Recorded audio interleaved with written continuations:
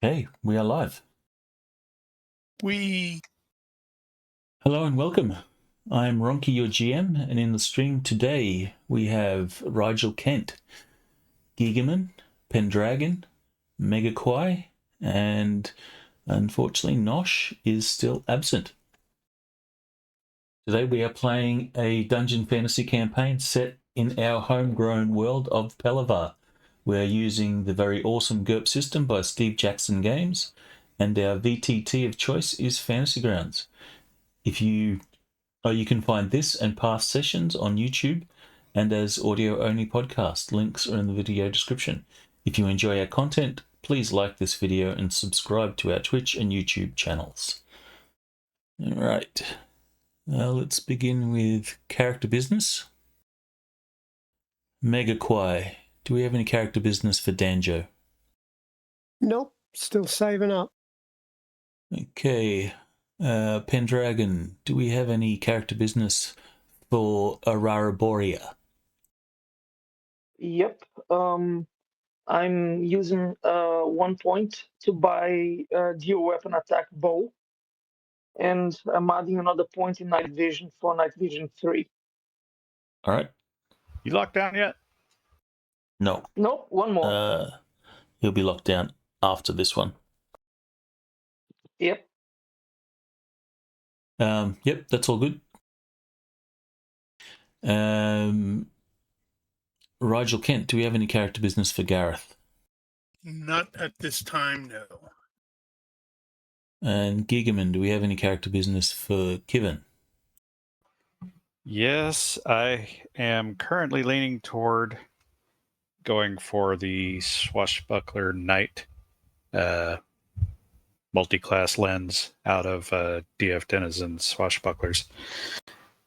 Eventually, I won't go into the full details there, but I am starting to purchase the swashbuckler items. So, for starters, enhanced parry for the sword and for mastery.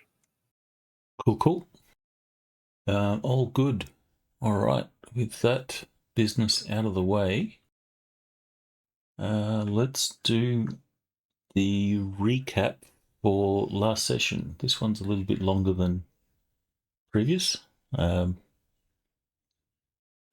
here it is. It was all one night. Yeah, it was a long night. At the campsite. All right, here we go. Read from the journal of Brother Aldrich Vane, Mission to Westwatch. Wayday, 54th day of dawnrise, 286th year of the Crown. Our first night upon the Western Road began more comfortably than recent events had taught us to expect. Araraboya Yibitu Ivate returned from the hunt with a fine stag, which Humphrey Pennyworth prepared with admirable skill, while Danjo practiced his forms and Gareth de Garan observed his evening devotions to Agelia. I confess that Gareth's ritual interested me greatly. The careful tending of his armor, the measured turning toward each quarter, and the solemn appeal to his dread lawbringer for protection, discipline, and strength. Novice Petra watched him with equal fascination, though she devoted rather less dignity to her conversations with Kivin Crowell. A jest concerning Sister Maren and the unfortunate likeness of a saddlebag escaped Petra's lips before discretion could reclaim it. Even Deacon Rolf struggled to maintain his composure, while Sister Maren merely reminded us that age permits a certain eccentricity. Later, Gareth asked about the governance of our order, and Sister Maren spoke of the conclave of the undying light. Flame. Rolf suggested that Gareth might one day join our ranks, but the warrior said that his soul was already spoken for. Our levity ended when Araraboya observed a lantern moving through the trees. 3 mounted travelers approached, and after suitable caution, were welcomed to our fire. They were merchants bound east for King's Rest, and they brought grim reports from the road behind them. Perhaps 6 hollow men had been wandering together not a mile away. Araraboya urged that we hunt the creatures immediately, fearing what they might do to other travelers. But Rolf refused to lead the company blindly through the woods at night. The merchants also spoke of Ashford, where refugees have gathered beyond the town. The watches have been doubled, and the beacon tower now remains manned through the night. Red sails had reportedly been sighted along the marches more than a 10-day ago, and the people have begun drilling their militia twice each week. Sister Maren told the travellers only that we journeyed westward to carry Solvarath's blessing to those in need, which was as much of our purpose as strangers required. After Kivin purchased a little wine, the merchants departed with another warning about the dead. We doubled the watches, though Petra spent much of hers questioning Kivin about mercenary life. Araraboya, unable to put aside the thought of wandering abominations, later slipped from camp, despite Rolf's warning, and went searching for them alone. It was during Danjo's watch with me that the Hollow Men found us. Sent to gather wood for the failing fire, Danjo heard movement and discovered shapes advancing deliberately toward the camp. His warning gave us barely enough time to rise and take up arms before skeletons and a wight rushed into the firelight. Gareth met them with shield and sword, breaking bone with such force that several were shattered where they stood. Danjo struck from the rear, Kivin recovered from an unfortunate first pass to bring down another, and Rolf fought desperately to protect Petra and Sister Maren.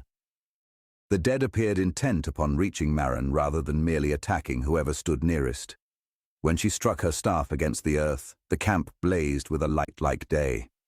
Araraboya returned in the midst of the battle and slew the wight with a well-placed arrow. Soon afterward, the last skeleton fell. None among us was gravely wounded, but the victory brought troubling revelations. Sister Maren disclosed that the amulet beneath her robes was the locator seal, an artifact attuned to the relic we seek in Westwatch, and perhaps also a beacon to the dead. Worse still, Kivin found the insignia of the Free Swords Company upon several of the fallen. How these mercenaries came to walk as hollow men so far from where they ought to have been, and what drew them so directly to our mission, remains unknown. We shall raise a visible cairn rather than consign them namelessly to the earth, for the forgotten dead seldom find true rest. Thus, our first night ended, the fire restored, the company unharmed, and the road before us darker than it had seemed at sunset. Okay. We shall begin in the morning. Should I It run for is- nightmares? It is Shore Day, the 55th day of Dawnrise. Sorry, I'm going to mess that up all the time. 286. And it is 7 in the morning, or 7 in the dawning. Which means Gareth has already done his morning rituals because he does that at dawn.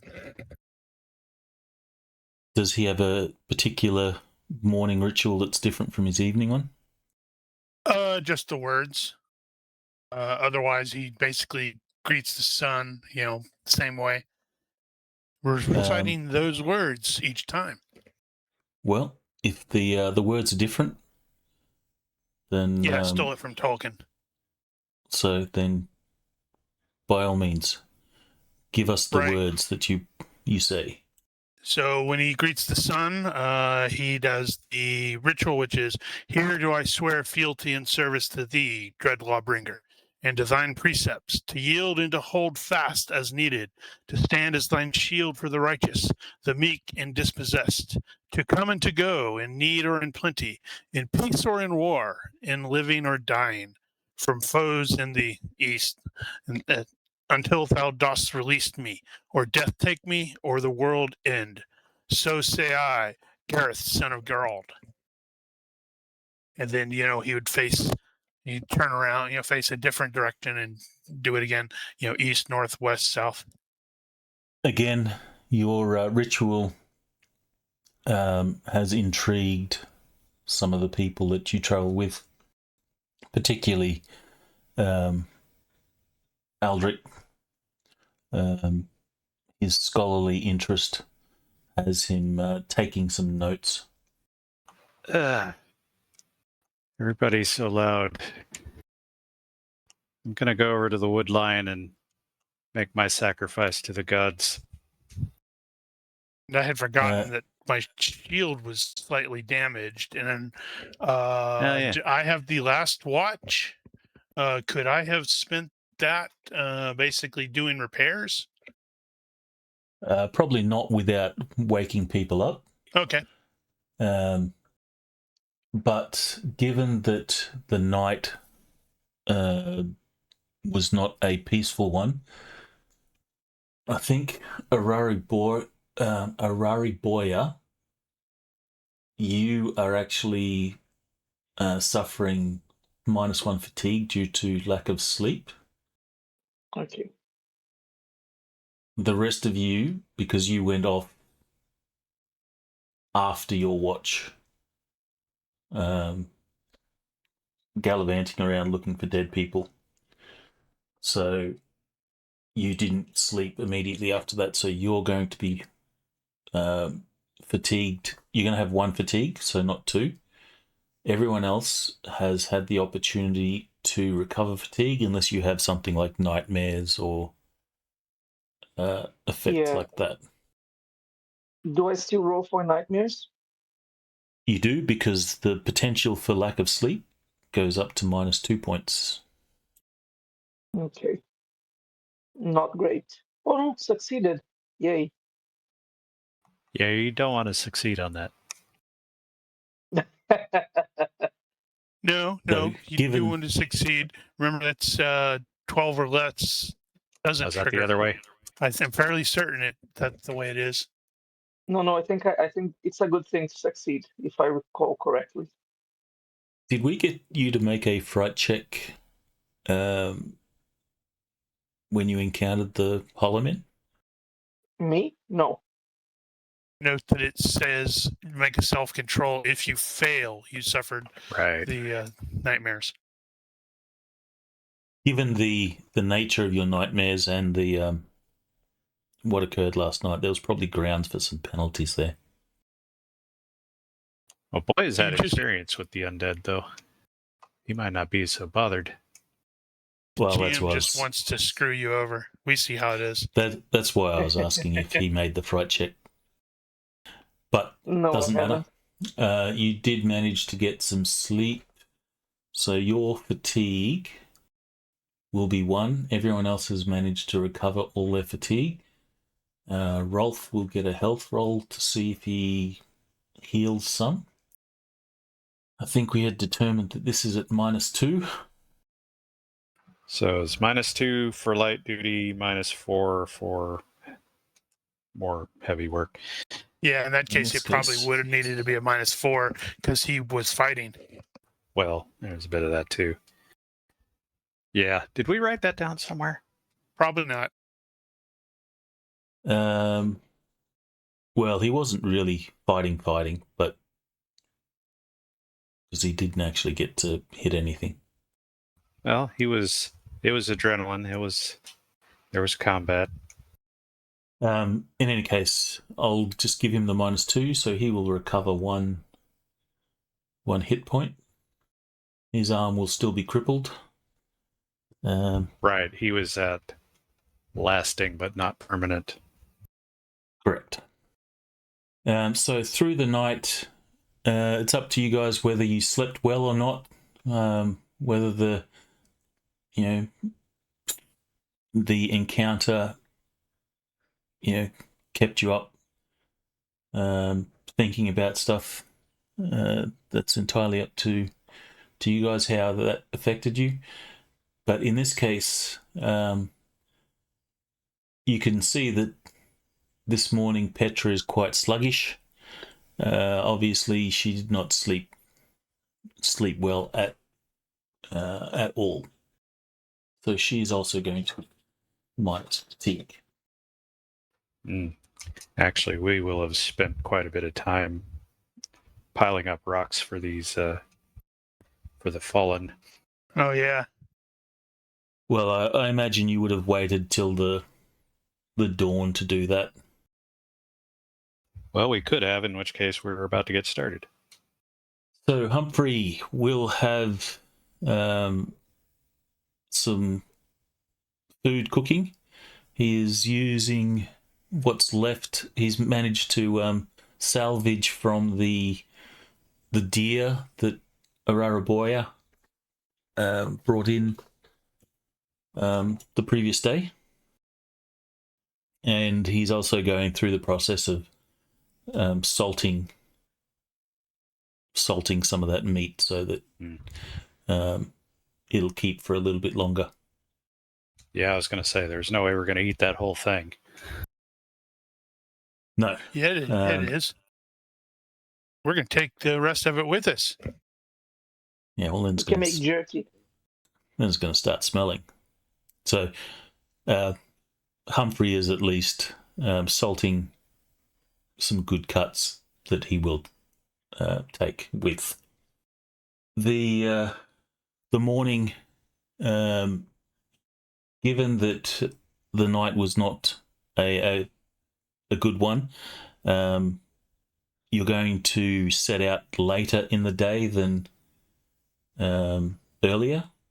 So, Gareth, you will have time to do some shield repairs if you like. Yep.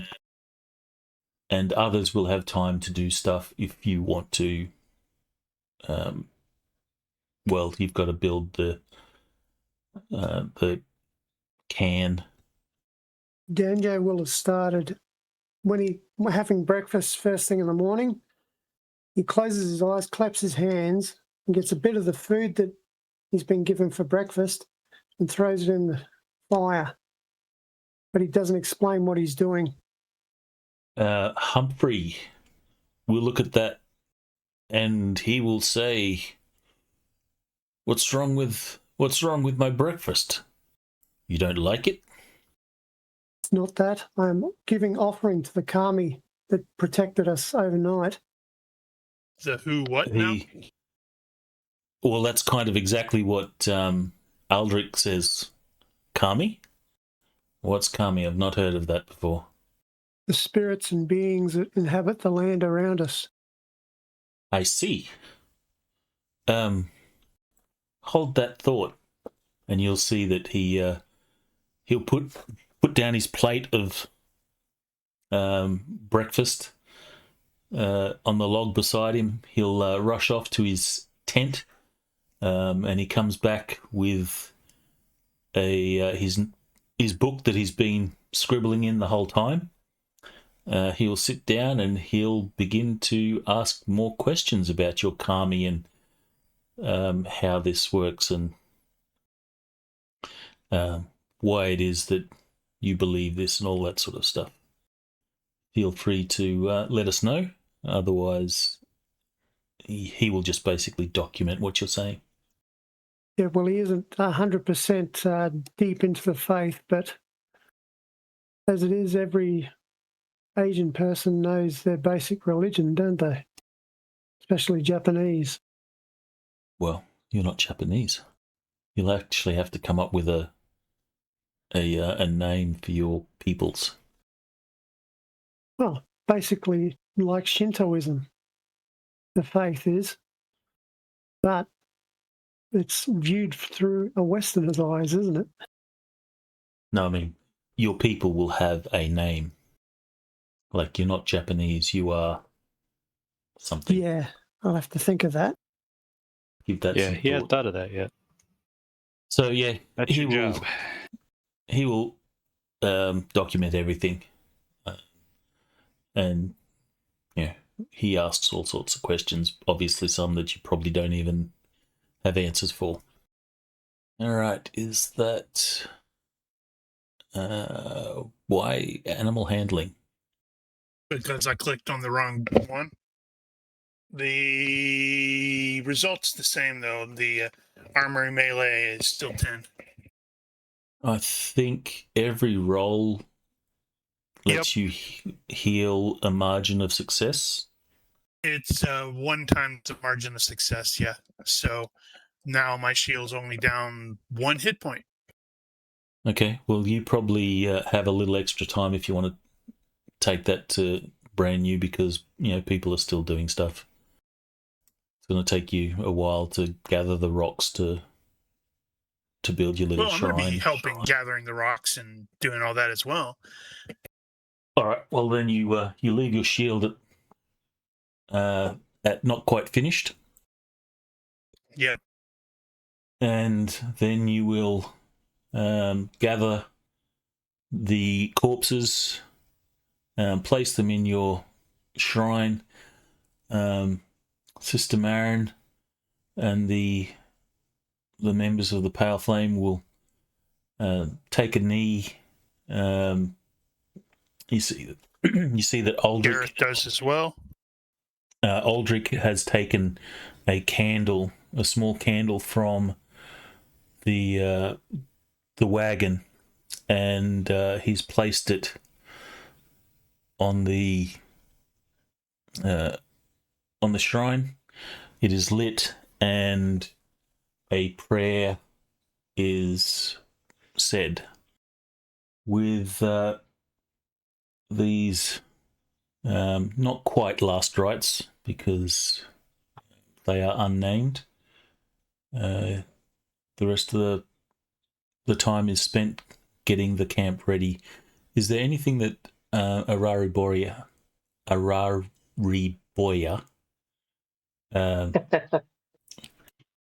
I'm gonna forever be messing that one up. Just shorten it. Don't worry. You can say Ari. It's fine. Just call him Boya. Or Boya. Yes. I like Boyo. Hey, No, the Boya. more I say it, the more chance there is I'll get it right. Is there anything that he's doing in been particular? Our experience. Yes. Since he doesn't care at all about all this funerary rites or religious stuff, he's going around and having a look how things are.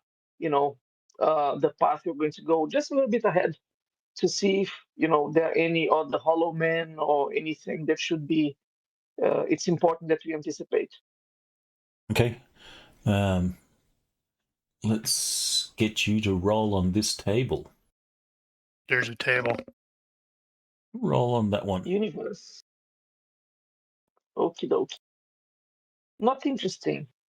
Well, better than bad. I'll also get you to roll on this table.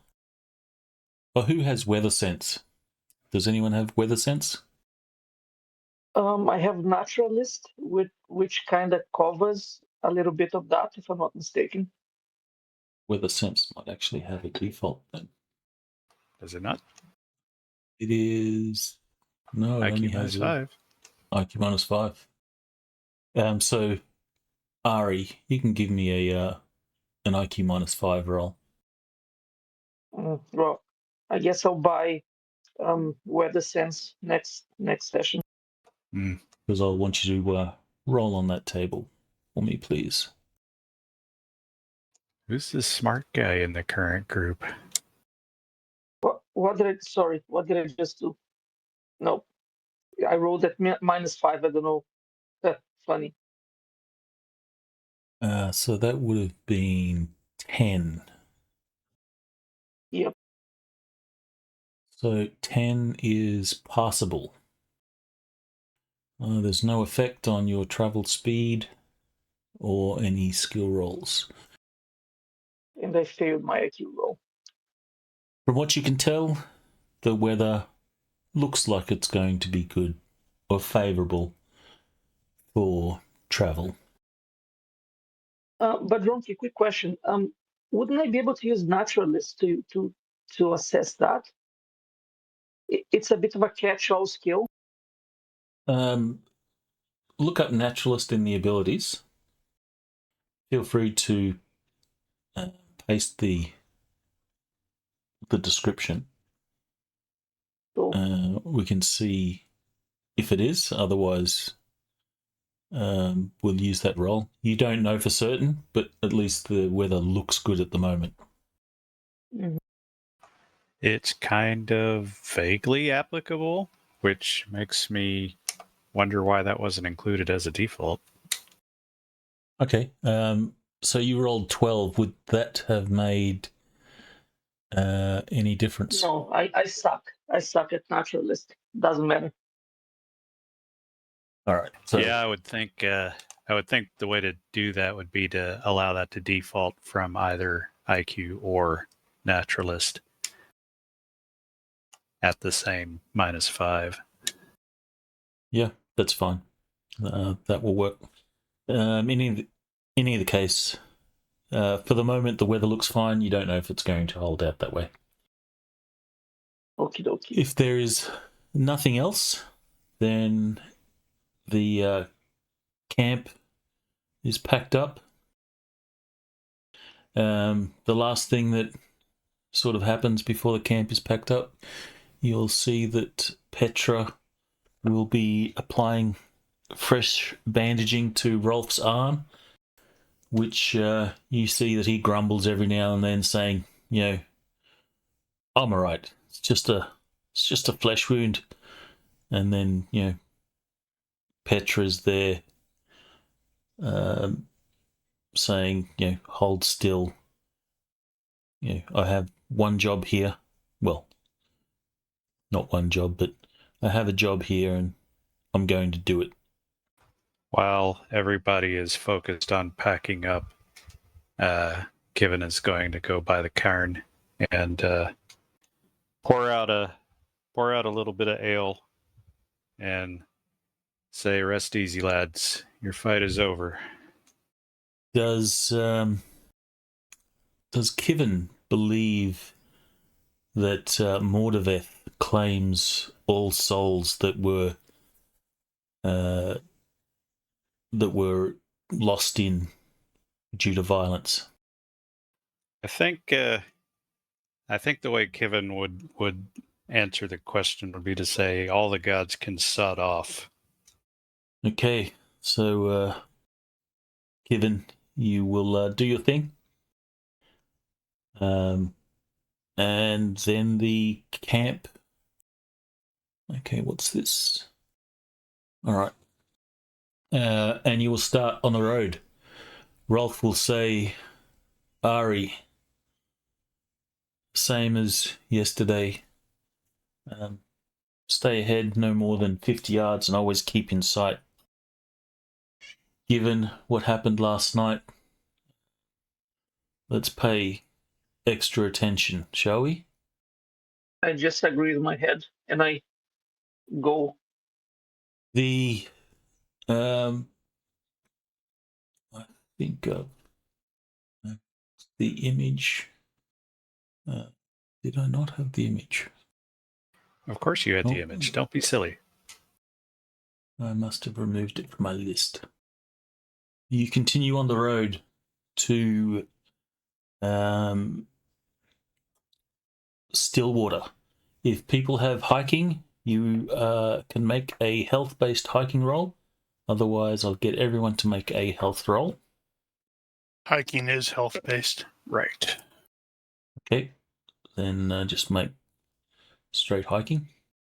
I bet we do that Success every by time. 6. Failure results in your margin of failure in fatigues. Here we go again. All right, so Kivin, you will suffer 3 fatigue. Danjo, you will suffer 2 fatigue. These fatigues will only recover as a result of some good rest. Was that the thing that we were going to work out, the long-term fatigue? Maybe that was it.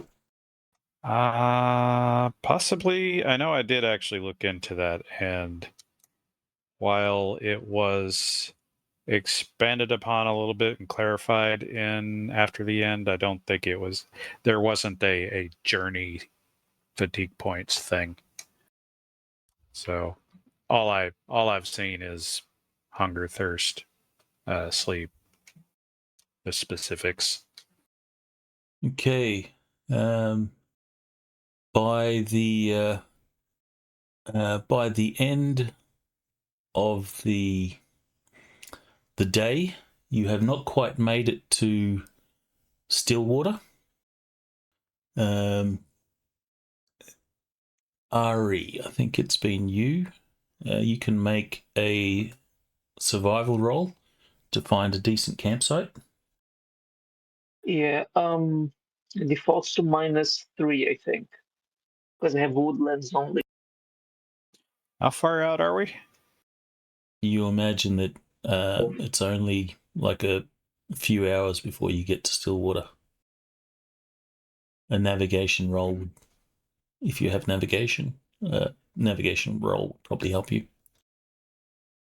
All right, so success means you can choose 2 of the 3 options: comfort, lines of sight, or concealment. Which of those 2 do you choose? I'll go for comfort and concealment. All right, so you choose a camp this time where you are out of the line of sight from the road, in a comfortable location, sparing you from the wind that blows across these plains. Unless you have anything special that you want to achieve during that night, the night will pass without event. Everyone, you can make your nightmares roll. Ari, everyone else can recover their full fatigue. Great. Okay, so no nightmares for Ari. And Rolf. Oof. Oh, wow. That's interesting. I don't know if that means you break it or not. I am in the process of looking it up. So carry on. Rolf will actually recover 1 more hit point. Well, it doesn't say anything in there about critical fails or critical successes. I I feel would like there's assume a that loss of materials, but I think I may be remembering D&D in that regard. Well, let's just assume that you make no headway at all. You break a strap, or the glue, or whatever it is, and your whole time spent is fixing what you broke. Yep. Sounds good. How many hit points down was it? 1. Oh. Oh, originally 4. Yeah, out of how many? Apparently 18. Oh yeah, it was just scuffed up a bit. You had some stuff peeling off where it wasn't supposed to. Yep. That's why I didn't have to actually spend money to repair it, because it still had positive hit points. So for the last part of your trip to Stillwater, you are actually walking along a lakeside. This is quite a large lake. If you have a look at the map, that lake is 35 miles in size, sort of thing. So it is on your right hand side as you approach Stillwater. And it's very flat.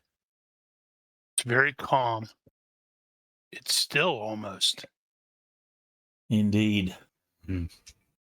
And the first thing that you notice is there'll be a few farms that the road sort of passes through before you get to the city proper, and you see Stillwater. There, it is a quaint little village that sits on a river that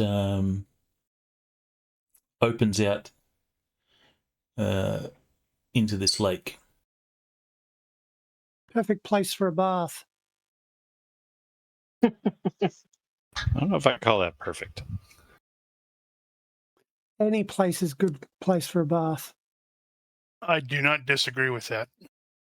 So Sister Marin will say, we'll spend the night here.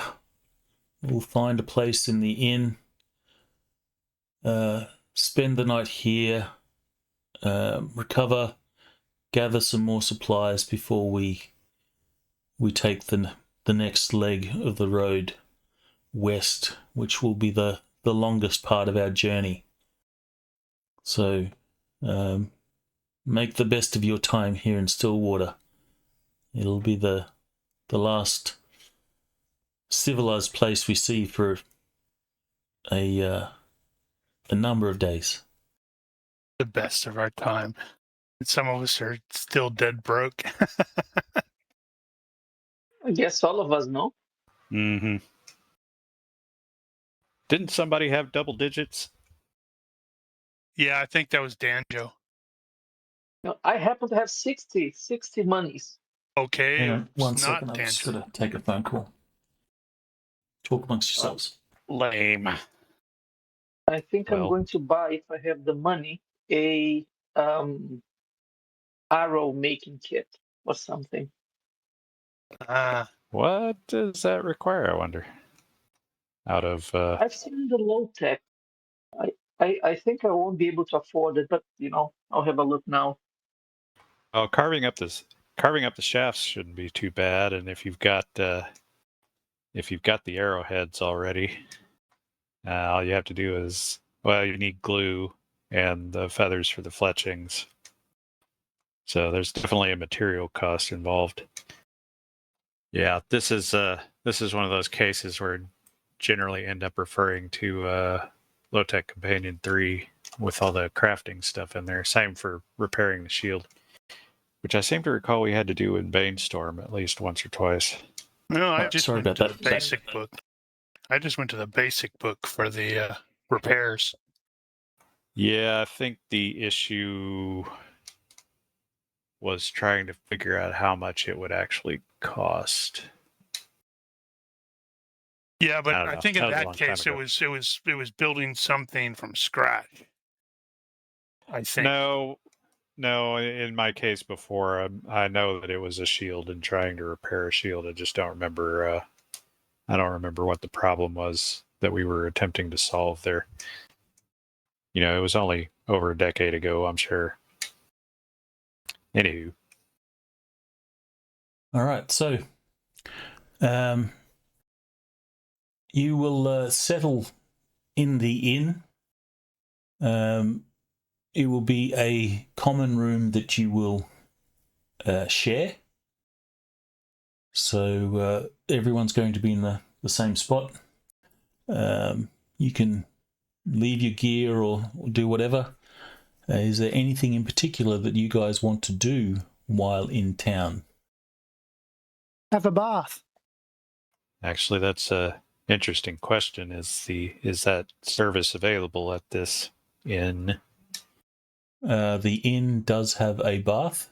The innkeep can boil up some hot water if you wish to have a hot bath. Otherwise, there is, of course, the river. Yeah, I'm gonna go dunk myself in the river. I can't afford to get the hot bath. Yeah, same. And I also can't afford the Fletcher's kit. It's 95 monies. I only have 60. Did you say 95 monies? Yes, 95 gold pieces. I haven't heard No, it those are referred to copper that. pieces. Gold are worth a lot more than that. They're called Sorry GURPS, again? by the way. Yeah, I'll call it GURPS then. Yeah, 95 GURPS. I have 60. Now, see what you do is you go to the Pale Flame guys here and say, "We need this for our journey, so that we can be better prepared," and then have them buy it. That is a great point. So I See, might actually do that. Kevin was thinking the same thing. He was going to go run around this village, town, whatever it is, and try to see if he could scrape up some pole arms, like bills maybe, or whatever he could find, and see if anybody would be willing to make a donation to the fine Pale Flame order of the Pale Flame. You do have panhandling, right? Which does remind me, when you do come into the village proper, you will see that some of the townsfolk will come up to the Pale Flame members and they will be giving like offerings. So that might be, you'll see it'll vary from, things of some coin. Sometimes it might be some food, things like that. So when the pale flame enter the town, there is some, reverence that seems to be taking place, and with every offering, the pale flame members will, give a short blessing. You'll see that it's Aldrich actually has a bag, and he will collect each one of the offerings from the townsfolk as they come up and do their thing. How familiar you guys are with this particular cultural trait or practice is entirely up to you guys. And of course, Petra will help collect some of these offerings. They're not like major things. They're only small. And you'll hear every now and then, Marin or Aldrich or Petra will say, we'll see that some of this, we'll see that some of this goes to the people in need. I like that. And every time Kevin leans one way, he starts to reconsider and goes the other way. He may, so yeah. Go ahead, Gigaman. Oh, I was going to say he may have to take some mental notes on behavior patterns and that sort of thing, so he can mimic that later. yeah. So We'll I'm have going to you as approach. a godly man in no time. So I'll approach Deacon and try to convince him. It's kind of important that we have a Fletcher's kit and a few, spare parts for arrows, since this is the last stop until Stillwater. Or not Stillwater. Not Stillwater. Sorry, Westwatch. Westwatch, right. So before you're sort of all left to your own devices, Rolf will take Kevin aside, and he will say, I've noticed that you have a, let's say, a joy of the drink. The people here It's have totally seen an you intervention. the people here have seen you enter with us, so you represent the pale flame. We would appreciate it if you try and keep a clear head this evening. It's all right. I'll make sure to drink anyone under the table, just in the name of the pale flame. He will. I will not be defeated. His facial expression screws up a little, and he says, "Well, you understand what I mean." I do. No promises. I'll try to be on my best behavior. The secret is to tease it out over a long period instead of taking it all at once. And with that, Rolf will also distribute to the group 20 copper pieces to each of you, with the instructions to organize any particular supplies and such for yourselves, anything that you'll need for the next stretch. Mm-hmm.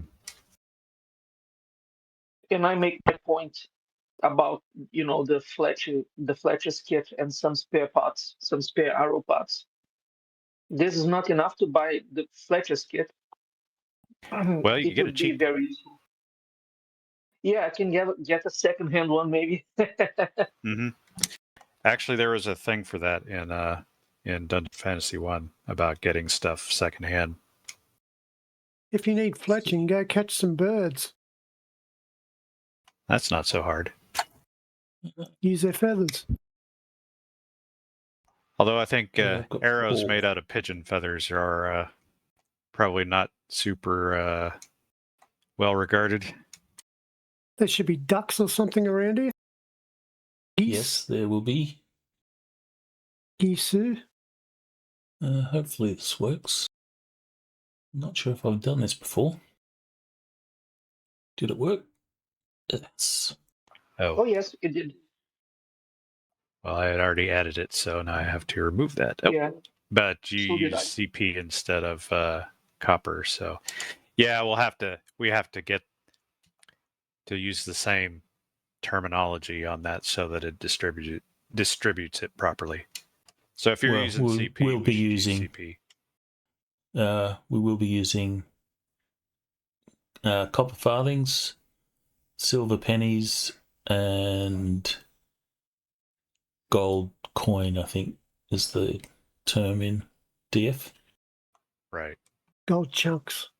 Is not that how crown. So yes, is that how Surprised you're it's not a planning crown. to? Sorry, is that how you're planning to record it as CP? Correct, yes. Okay, so we should all use that then. And of course, they will translate to monies, standard GURPSes. So the horses are stabled, the cart is secured in the stable. The inn lodgings are accounted for. You guys are free to do as you wish. You do see that there is a small temple for the Pale Flame in town.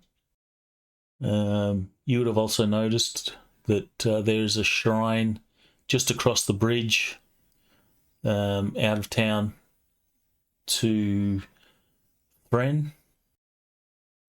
And there's a number of knotted ropes that are attached to it. What is it you guys want to do? We need to use the tracker.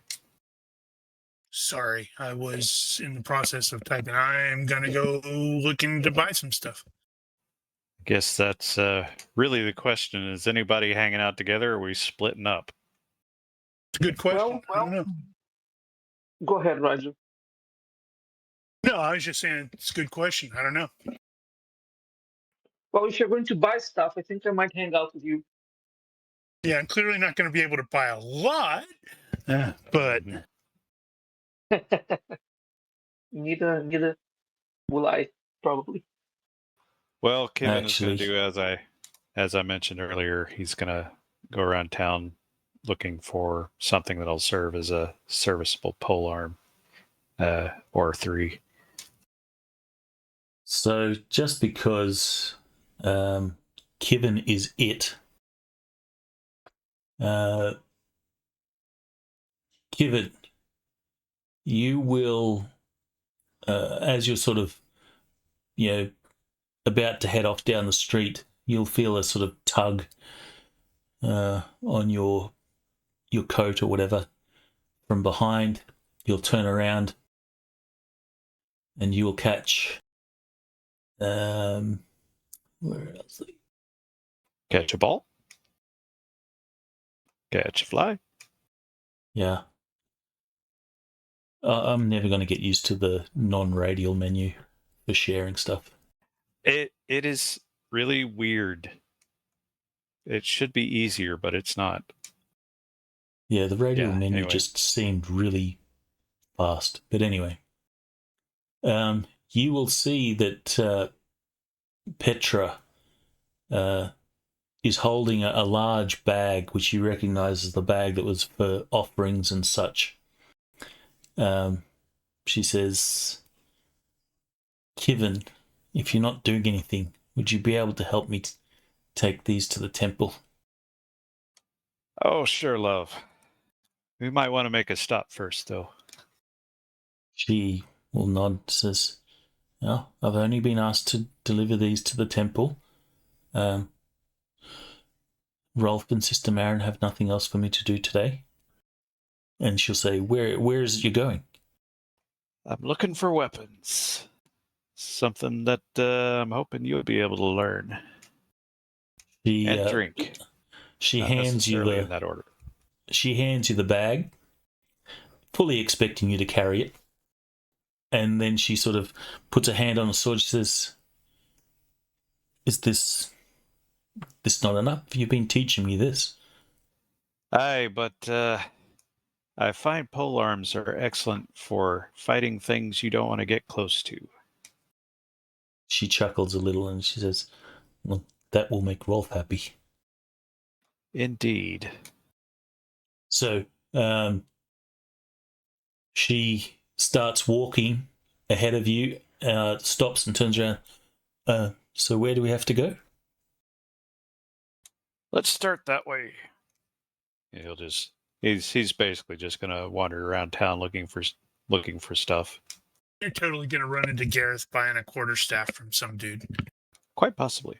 So is the group splitting up or going together? Sounds like we're sort of mostly splitting up. Okay. In that case, Humphrey's going to go off to the butcher and, supply store and whatnot.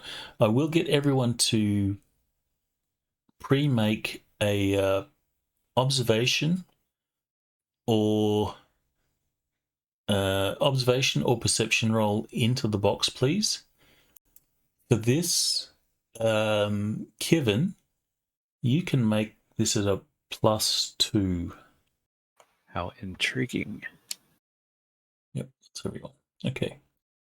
All right. Well, since we started with Petra and Kevin, we'll continue with them.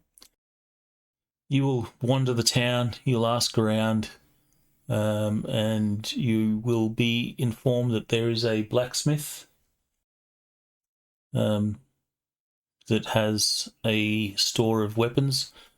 This is not the sort of town that actually has a dedicated weaponsmith or armorer. So it falls under the role of the blacksmith, and you're told that he'll have some things that he's either traded along the way or made.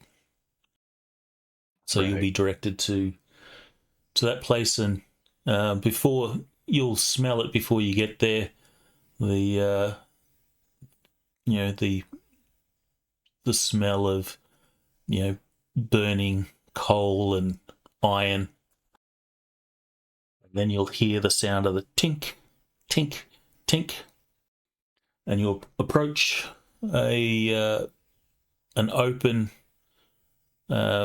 area where you see there's a rather strong guy with a forger's apron on, and he's hammering away at an anvil and shaping a horseshoe. So, all right. You approach. He will dunk the horseshoe in to some water.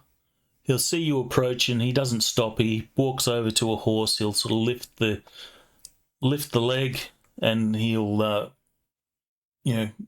check the fitting of the shoe. Then he again puts it back in the forge, and then while it sort of heats up, he says, "Greetings to you, and small blessings to you, little one." So Petra Kevin will is sort going to try to get a read on this guy, see if he can figure anything out about his poise or stuff lying around, see if this guy's military experience or something like that. Just looks like a peasant, whatever. You could certainly make a soldier roll, or if you have body language, that seems like a fitting skill. Yes, he is not the body language kind of guy. But so if he gets the impression this guy's got a military bearing about him, he'll treat him as such. Otherwise, he'll just carry on. Well, you But look he him will- over. You can see that he does have a small collection of weapons that sort of are in a cask, like a barrel, Mhm. where they're just sort of laying there. Obviously, they some of them have bits of rust, just surface rust, since they've been obviously sitting there for a little while. But by the looks of him, he doesn't seem to have that military stature about him. And he said, if he has been in the done service, it's probably a long time ago, as he's got, he's lost a little bit of that military physique. Well, Kevin will note the rust on the weapons in the barrel and say, I take it by the condition of those weapons there that you guys don't get a lot of action around here. He'll nod and says, that's a good thing, isn't it? But those weapons there, it's only a little surface rust, a quick polish, and they'll come up good. They'll serve you well. Are you looking to buy something? You the one makes all the blades around this village? I'm the one that makes anything with steel. I'll fit your horses. I'll make your plows. I do it all. In fact, I'm the only one in town that can do that. As it happens, I'm in the market for some pole arms, maybe a bill or something near to that. Whatever might be handy. We're just scraping up what we can on the way. He says, I'll see what I've got. I don't have any pole arms ready to go, but I think I might have some heads here that can be fitted to a shaft. And you'll see he'll sort of go out back and he'll pull out a large crate from under a shelf. He'll drag it along the ground, gestures for you to come over, and he says, anything in here, take your fancy. Like I said, I can put it on a good shaft. It'll take me a little bit. Petra sort of wanders over, and just out of curiosity, she just looks in there, and obviously it doesn't mean a great deal to her, but she's just inquisitive.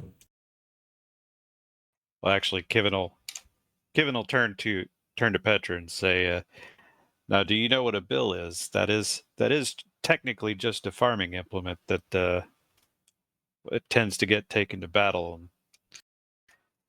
can serve you well in a pinch as a pole arm. Although there are plenty of better ones."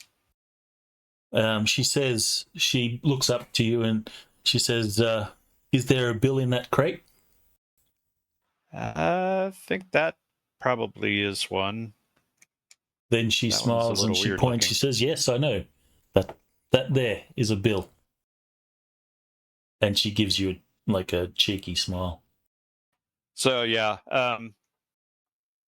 Kevin will say, "We'll tell the man that I don't have much in the way of coin on me, but I'm here with the order, and they would be certainly happy for a donation, or possibly we can afford something if we need to. I think this might work if we can get a serviceable shaft."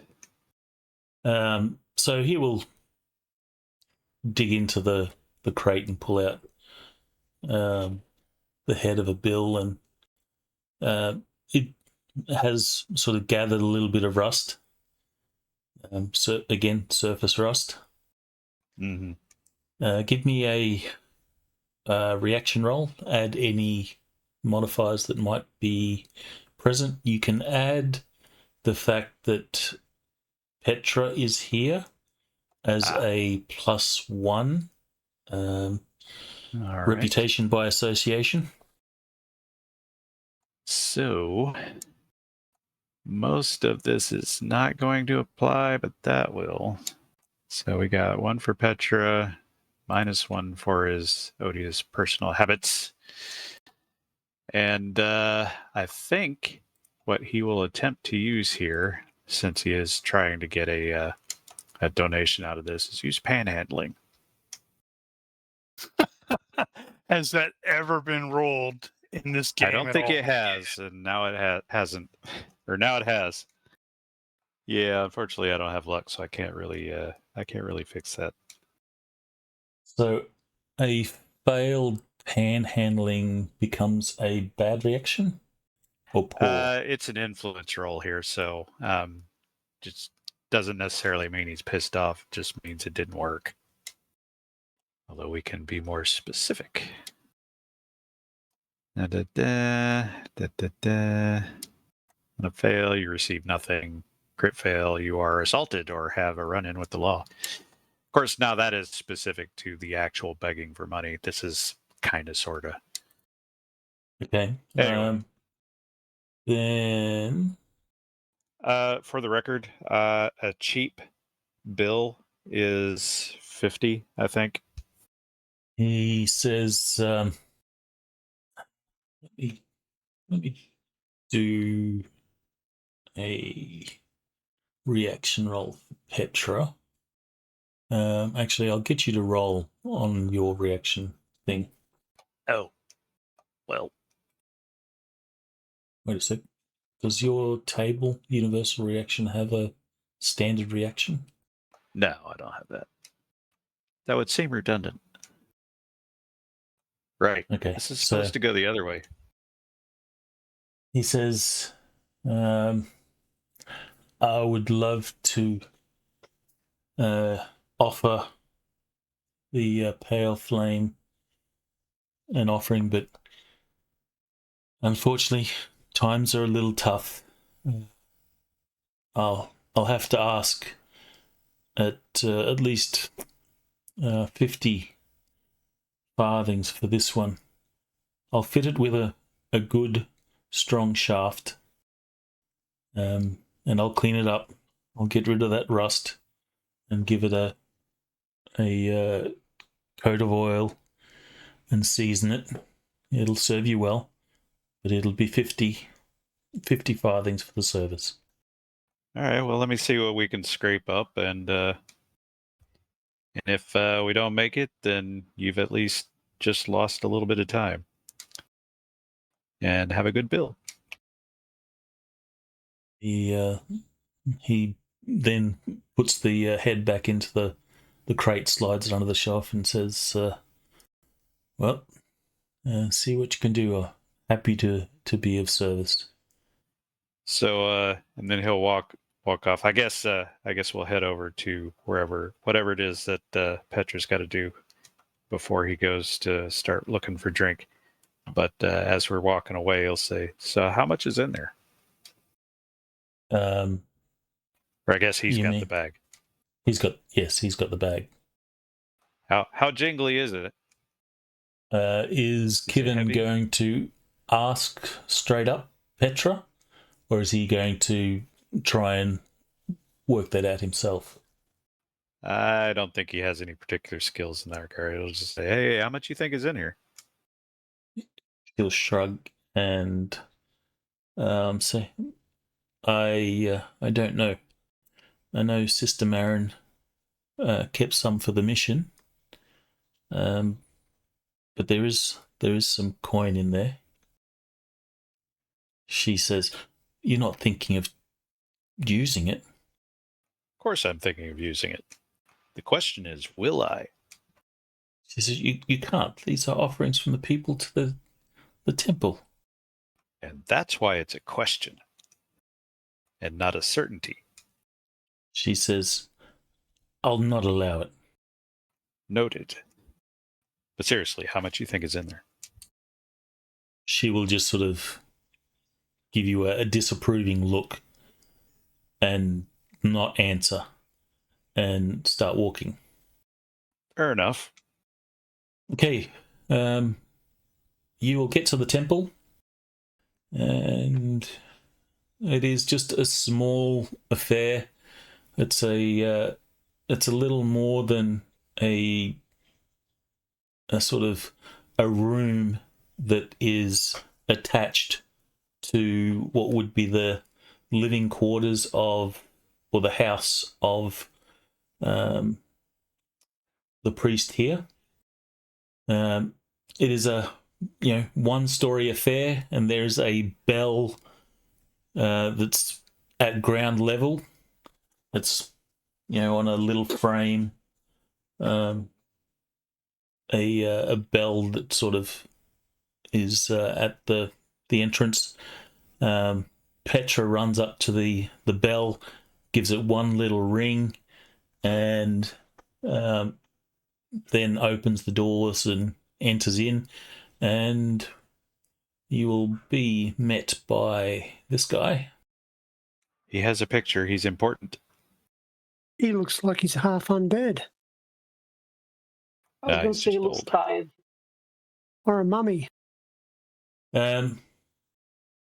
So Petra will walk on in, and she'll say, "Good morning, brother." And the guy will reply, "Novice? What are you doing in my temple? I did not receive word that anyone would be visiting, or anyone from the order would be visiting." And she will quite happily say, "Yeah, I'm here with Sister Marin, Deacon Rolf, and Brother Aldrich. We are headed west." And he will sort of nod, and he'll say, and she'll say, "Oh, and I'm Petra. This here," and she'll just point, "is Kivin." And she'll might say, be a thief. We collected some offerings when we came in." And Petra will sort of gesture to Kivin to hand over the bag. He'll look very sad for a nanosecond, then hand it over and say, "Merry Feast Day." The guy will sort of give you a nod. He says,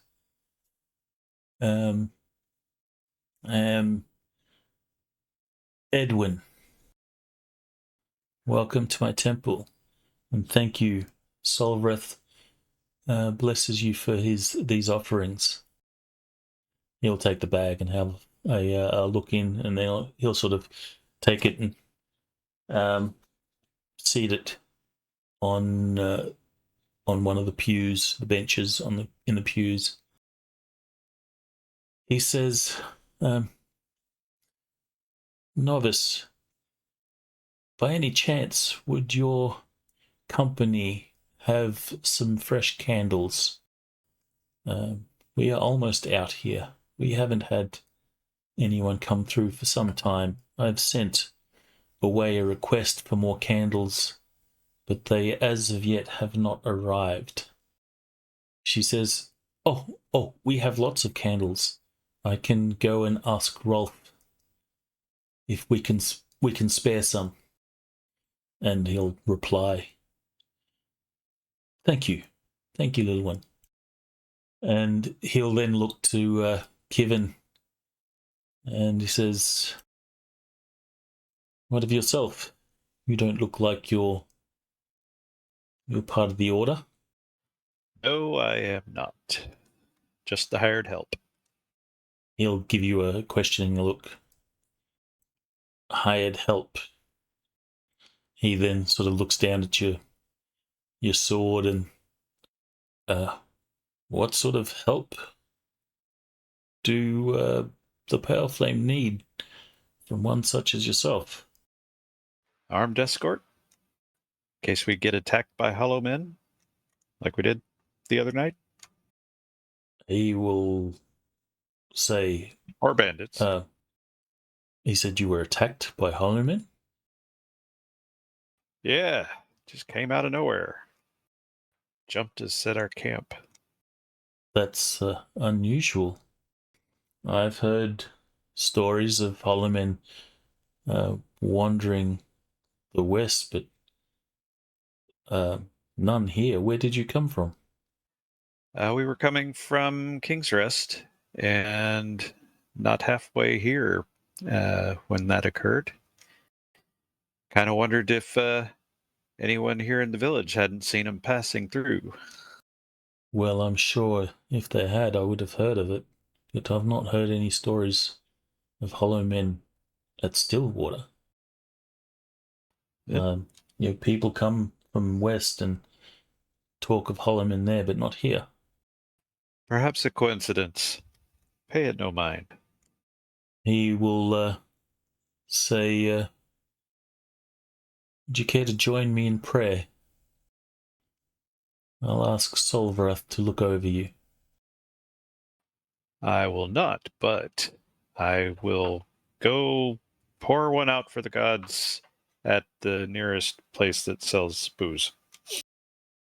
He will sort of nod and get a sort of disapproving look from Petra, and you can see that Petra kind of wants to stay and say some prayers, but then she says, I think we need to go. I should return. I'll ask Rolf about those candles. And with that, you leave, and the priest will, bid you farewell until the evening, or until later. Ah, well. And then I guess you will go and try and find some drink at the inn. Yes, he'll tell Petra, I'm going to very dirty places, love. You may not want to follow.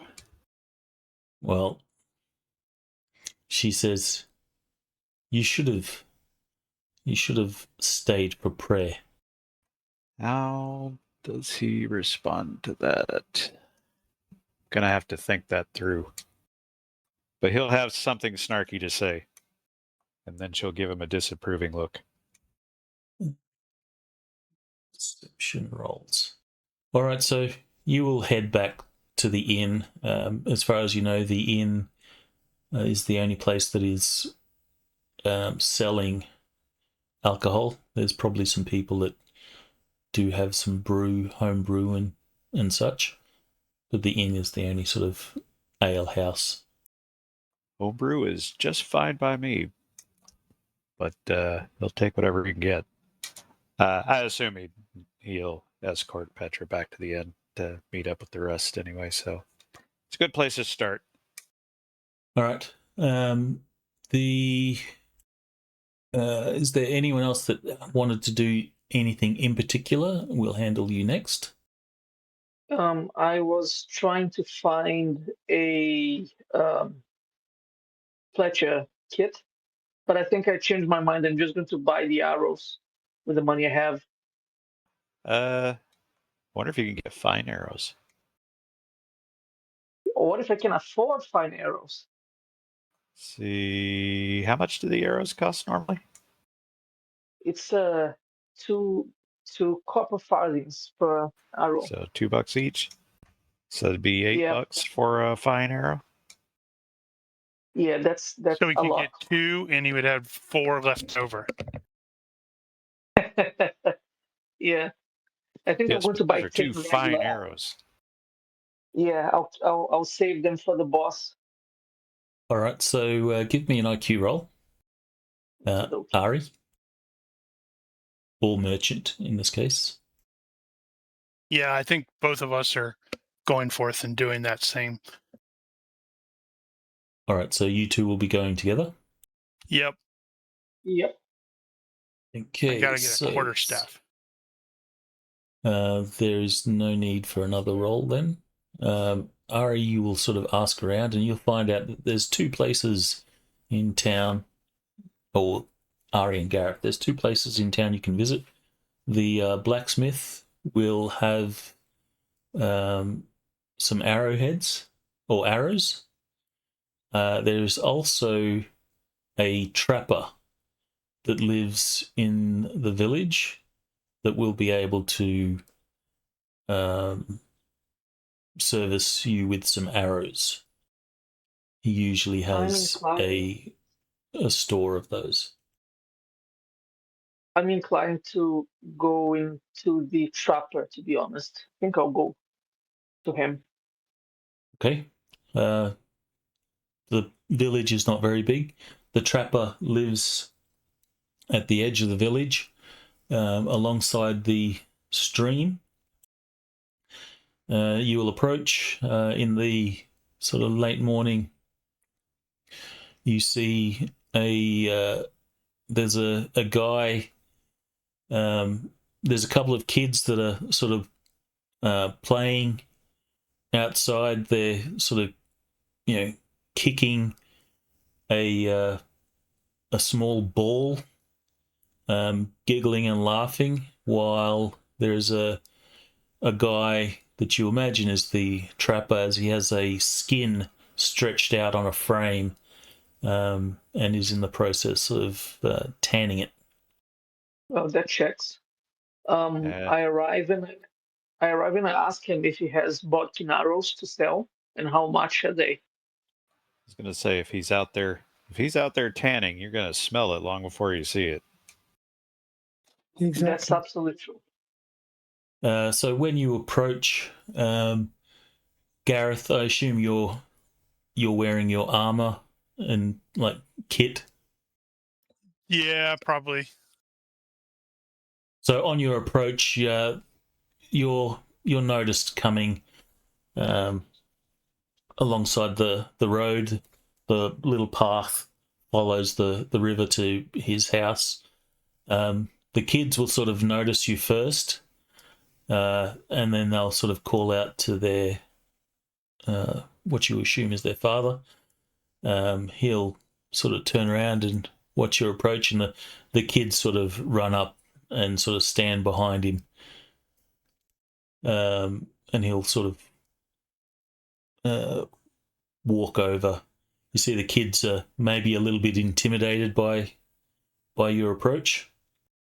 The guy will say, hello. I wasn't expecting guests. Hi there. We've just passing by. I might be in need of some arrows. I've heard you have some for sale. He will then, you see, he visibly sort of relaxes a little. He says, "Yeah, I have some arrows I can spare." That's excellent. He will say, just wait here. And he then sort of says, "Kids, inside to your mother." And the kids We did will not mean to interrupt their game. He says, actually, give me reaction rolls. That will probably determine how trusting he is. Wow, great. Mm-hmm. Wait, this is Well, you sort are a of foreigner. this is kind of sort of buying, selling stuff, right? Yeah, you could substitute with a merchant if you want. Otherwise, Well, you can... no, I'm just gonna put the +1 because I actually have merchant, so I can always get that. Sure. Wow. Whoa. Whoops, that's wrong. That's gonna be a 9, not an 11. So also poor. Yeah, so We're he not doing says, great today. he says they have chores. It's okay. I'll be back. He will disappear inside, and then he'll come out with what do they call it? I think it's a clutch of arrows or something like that. Bundle of arrows. A whole I bunch. think it's a bundle. And they're all sort of bound together. So there's quite a number there that he has. He will come out. He says, there is nothing fancy. They're just standard hunting arrows. You'll see that they are all broadheads. There's no bodkins God damn it. amongst them. Sheaf? Sheaf of arrows. Oh well, so I guess I'll buy the arrows he has. How many are there? Oh, there's a whole bunch, a lot more than you can certainly afford. Okay. So He'll how much untie the. He'll go to a bench. He will, make room on the bench where he had all his tanning equipment. He'll undo the bundle and he'll say, "Take your pick. How many is it you're after?" how many do you want for an arrow? Poor. I think that is price plus 10%. Sorry, how much? So fair price plus 10%. So that would be, 2.1 per. Okay. Well, I'll take 10 and then I'll shave off the 0.1s from the money I have. Let me just do a quick maths. So that would be 12. 11. It'll be 12. If you get 10 arrows. Yep, Oh, sorry, you 12 get it PS. $10 worth of arrows or 10 arrows? No. You're right. 10 arrows, so it's 12. I'll give the 20 copper that I got and plus 2 because screw it. Well, he'll take the money and he'll say, "Well, this is too much." He will just grab a handful of extra arrows. So he'll grab an extra 4 arrows, and he'll hand those arrows to you. Well, that's very nice of you. That's going to be very useful. Thank you. Well, you did pay for them, True. Where are you going to unless, put of course, you're expecting change. No. That's absolutely fine. That's great. He will look at Gareth and says, "Sir, we don't have many knights come through Stillwater." Oh, I'm no knight. Oh, my apologies. I thought so by what you wear. Well, you haven't got yes. shit all over you. Could you direct us to where we would find someone who sells quarterstaffs? He says, the blacksmith may be able to service you with a quarterstaff, or the town carpenter may be able to help. But I would suggest the blacksmith first. Very good. Many thanks. He will be ask, pocketing the coin and he'll say, "No, thank you," as he does up his bundle of arrows. I would ask Right. Have a great day. He says, "So you're new in town, passing through, hey?" Indeed, escorting the. Oh crap! I forgot their name. Escorting the Order of the Pale Flame. Oh, he says, "Why didn't you say so?" He will take out the coin, and he will hand back half of that. He'll hand you back 10 copper. Oh wow. Thank you. That's going to be very useful on our journey. Well, damn it, that didn't work for me. Yeah, it didn't. It's because we weren't trying to make it work like that. See what happens when, you do the right thing? I would like to find a herbalist of some sort. We will get to Danjo in just one second. So he looks at Gareth. He says, "You're quite a strong lad. I'm thinking Who were? you'll perhaps have a run-in with Mella," and he sort of chuckles. Says I he do gives not you a get wink. the reference. He gives you a wink. He says something of a Stillwater tradition. I'm sure you'll find out. And he'll sort of do up his bundle of arrows, and unless there's something else, he'll sort of bid you farewell. Nope. Go get the Thank you. quarterstaff. Yep, let's go. Okay, you will arrive at the blacksmith. Since I've introduced the blacksmith, there's no need to reintroduce him. You are after a quarterstaff. You can give me yes. a reaction roll. This will determine the... you can make a merchant roll for a good reaction if you like, as well. And Ronnke, since you're at it, can I have a look to see if he has bodkins? Maybe he has bodkins laying about. I don't know.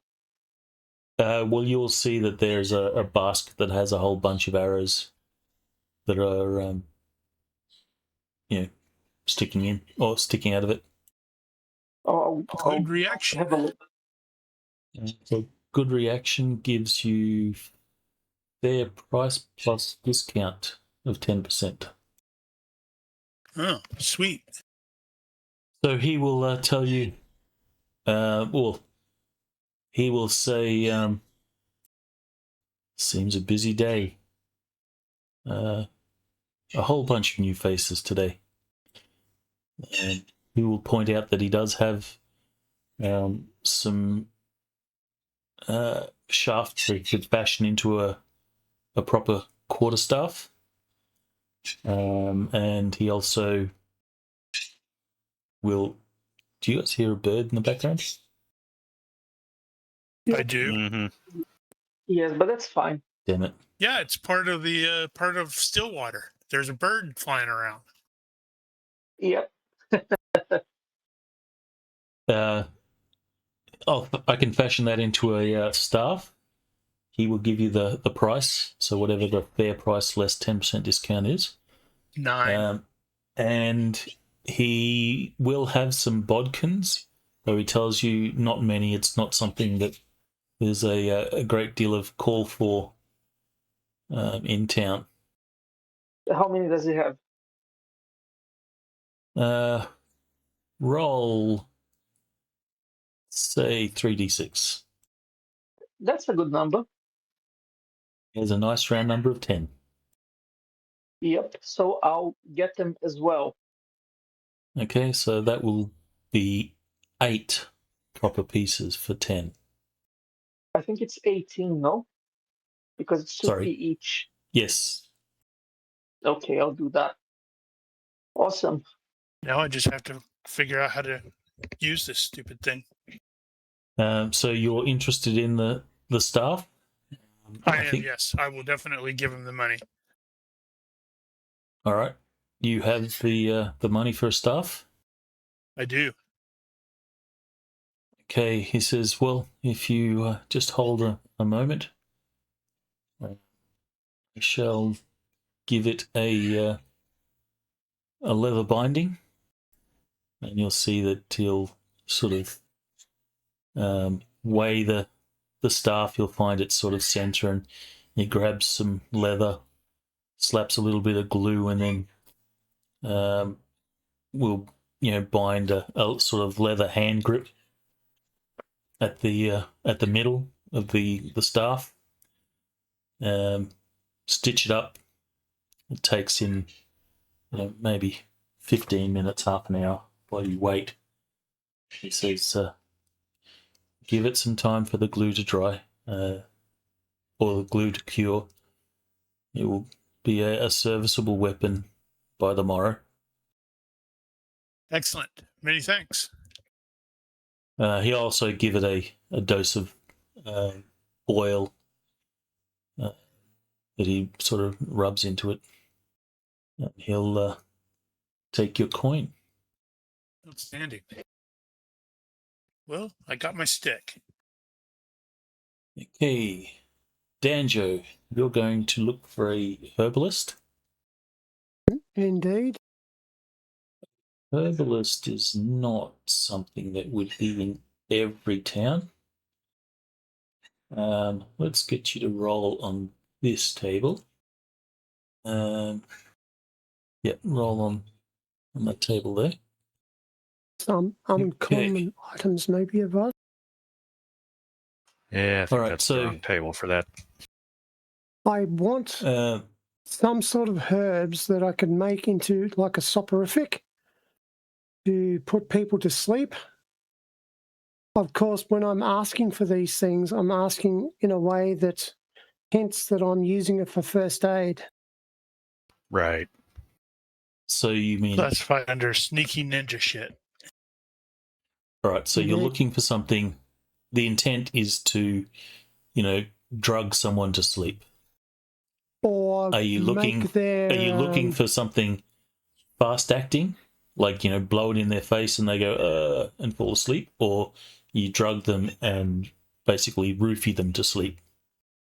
I'm hoping to use it on in my blowpipe, but using the dart. But I can also use it, as backup for first aid or something. Is that actually in Okay. the DF Ninja book? They've got poisons in Ninja. They've got blinding gas, mind fog, but I was hoping for some form of soporific, even if it just dulls them a small amount to make them easier to attack. Okay. You are given the location of a woman that has a bunch of spices. Not quite like a herbalist that you're looking for, but she, has spices and stuff that she grows in a garden. Unfortunately, when you go and speak to her, she will have things that will help you sleep. So, standard herbal remedies for, helping sleep, but nothing that's going to knock anyone out. Not in the sense that you're after. This I'm is not entirely after putting them totally to sleep. I want to dull their minds or something. Well, she'll have things like that, but it's not fast acting. It's something you make it into a tea and drink it, and it'll help you sleep that night. She has that sort of thing. Well, it's a start No. anyway. I have poison skills, so I can make stuff up. Okay, give me a roll on your poisons. If you roll successfully, then we'll say that she has the ingredients that you could process to be something more potent. Come on, baby, roll. Failure by one. Do you have luck? No, I don't. Yeah, I don't think anybody has luck other than Ariboya. All right, so unfortunately, nothing that you can refine, but she does have things that'll, put people to sleep, but it's not fast acting. You give it to someone and then maybe 15 minutes, half an hour later, they'll get drowsy and sleepy. Well, it's a start anyway. Okay, you've got 20 copper pieces. If you can find something in the books roughly close, you can get some doses That's the hard part. of that. Well, let's do it like this. Give me 3d6. This is how many doses you'll be able to. Sorry, not the doses. This is how much a dose will cost. All right, so 8 copper pieces she'll charge for the dose. If you have merchant, you can make a reaction roll to get a good reaction. Oh, I should have also allowed merchant roll for bartering if you wanted to barter.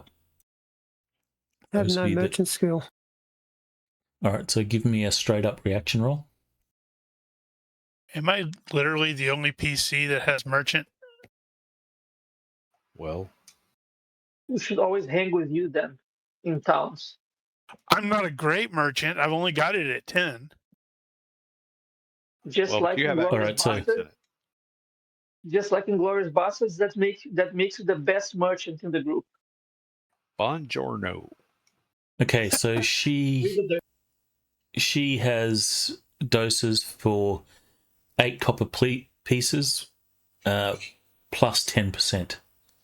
So, and it'll round to the nearest, of course. That's 9 copper pieces each. Yeah. Okay, I'll spend a little bit. I'll get 2 doses, I guess. Okay. She'll, get a small bit of cloth. She'll pour out some of these leaves, which she then sort of crushes and grinds into sort of tea leaves, and then she'll pour that into the cloth, and then tie it up in a small bundle, handing it to you. Thank you. You're welcome. I hope that it will help you sleep. It's not for me, She it's says, for others. Well, tell them it's best to take it with some food, otherwise it can be a little bit harsh on the stomach. Thank you very much. All right, well, you leave her place, which was a her own home that had a very nice smell of the various spices and so forth that she stocked. Is there anything anyone else is going to be doing during the day? Otherwise, we shall wind the clock forward till the evening. I think I'm good. Definitely getting a bath of some sort. Probably in the river, which might Okay, be so, very cold. It's dawn rise, so that is the spring. So it's a little bit chilly. Refreshing, we'll say. There you go. So if you have personal basics, then you have a little bit of soap that you can use to clean yourself up. If you don't have personal basics on your character sheet, you'll have to do it the old-fashioned way. Well, this is tech level 3. It's all old-fashioned. So Danjo, Gareth, you'll be able to bathe, or anyone that wants to have a bath will bathe themselves. Yeah, I'll join them. I'll join them as well. Then And meet up with the other people. all right.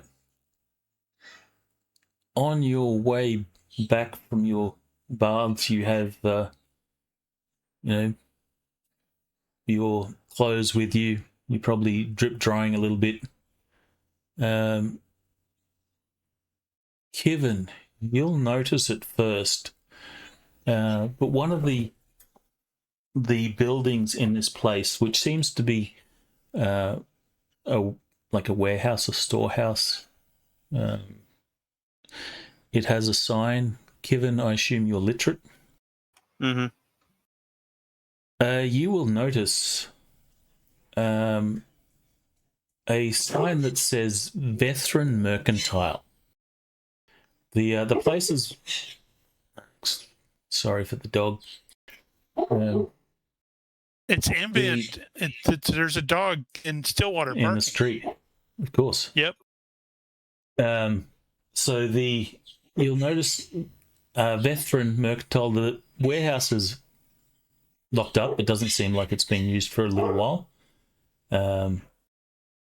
The signs had a little bit of weathering, but the thing that really catches your eye is there is a sigil which surprisingly matches that on the ring that you have in your pocket. Dun dun dun. Mm-hmm.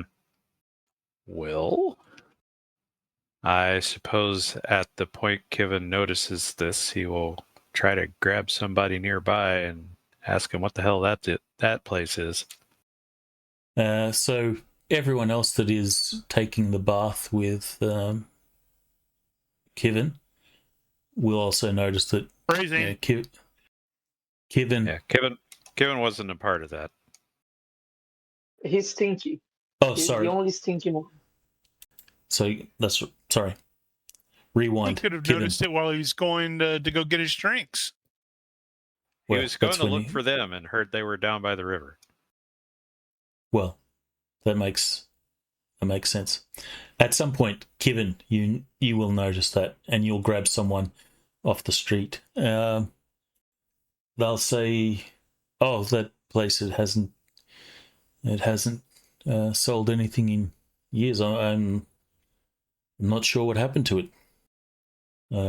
Whose place is it? Who owns it? I don't know the owner, but it was run by a gentleman, and he will rattle off a name. And he has to look for his cue card to find out what it was. He says it was a dwarf. Went by the name of Brogan. And nothing's been done here in years, you say? Well, since the trade traffic has petered off, no. But they used to sell a number of things there, yes. It's been closed for a while. A year or more. Interesting. And now Kevin wants to break in. A little. Wonder if I could get about 50 coppers out of that. We have not seen Danjo doing anything roguely. So we don't know that he does that sort of thing. So does Danjo get around with his pajamas? Does he wear his mask all the time? No, but the pajamas can flip inside out, look like normal colour instead of just black. So by the look of you, the party might infer something, unless Danjo has been a little more forthright about his abilities. Ninja secrecy. Yeah, he's got disads that prevent him from telling anybody. Yeah. Yes. So as far as we know, he's just a dude. That likes loose hanging clothes Mm-hmm. and the colour black. Well, like you Nothing wrong said, with you that. probably have it flipped around to it looks like normal clothes. Yeah, All right, anyway. there, Kevin, you can break in. We know you want to. Well, Kevin is going to move on. He's thinking about what he wants to do about that. He may get He may get curious later, or he may get drunk and then curious later. Okay. And since you weren't together, those of you that are coming back from having a bath will, at some later stage, note the same thing. Though not all, I don't think all of you succeeded your roll. Well, if one of them does, the rest of them tend to follow. No, actually, you all succeeded. So, yeah, at some point Yay. you'll be wandering back and you'll notice that there's that Vethran mercantile. And we will have to do the same thing, ask about it. Yep. They grab the And I same think it'll be person. really funny if the person we ask is the same person that Kevin asked. So that dude's going, why is everybody so interested in this place now? Indeed, that's exactly what happens. You grab the same person, and he'll actually say, "It's a second one today." He'll say, Second, "Yeah." what did the first one look like? I'll say, "Big guy, wore a white hood. Not a local." Okay. He describes Kevin. So I'm going to say that this fellow is like selling apples out of a little thing. So I will totally buy an apple or a couple apples from him for a copper piece. Sure. He'll gladly take your copper, and you pick a couple of nice ripe apples. I kind of want an apple right now. Damn it. At least we're not talking about Brazilian steak restaurants again. Oh my God, yes. Yeah, leave it at Sam. Stop it. Meat sweats. God damn it. All right. Get back to the inn. And I think the first thing Gareth is going to say once everybody's together, probably with the Pale Flame people, is, hey, there's a warehouse that has that symbol on it. It's all closed up now. Yeah, I saw that. I was thinking about breaking in. What? Why would you do that? That's against the law. Wait, why am I saying that? So, are you saying this Yeah, with the other Pale Flame members around? Yeah, I have no reason to necessarily hide that. Yeah. Yeah, Kevin. And they'd probably got want to mouths know. off anyway. They saw the symbol too. Rolf will sort of, well, actually, most of the Pale Flame members will sort of turn to Kevin, and Rolf will be the one that actually says it. So says, "You'll do no such thing. Apparently, I'll Of do no course we such won't. thing. Thievery But I was thinking about it. is far from an activity the Pale Flame conducts as one could get." And Agelia is the goddess of law. She doesn't approve either. And as he's saying that, he's totally rubbing his gloved hand. But Yeah, Rolf you're not does really say, selling it to me yet. Rolf does say that does certainly bring up the question of what this Vethran place is. Perhaps we can investigate. But the person I talked to said it was run by a dwarf. Brogan. Sounded like you're trying to burp there. Henceforth, always referred to as bro. Brogan. So you would know that you've probably met dwarves in your time.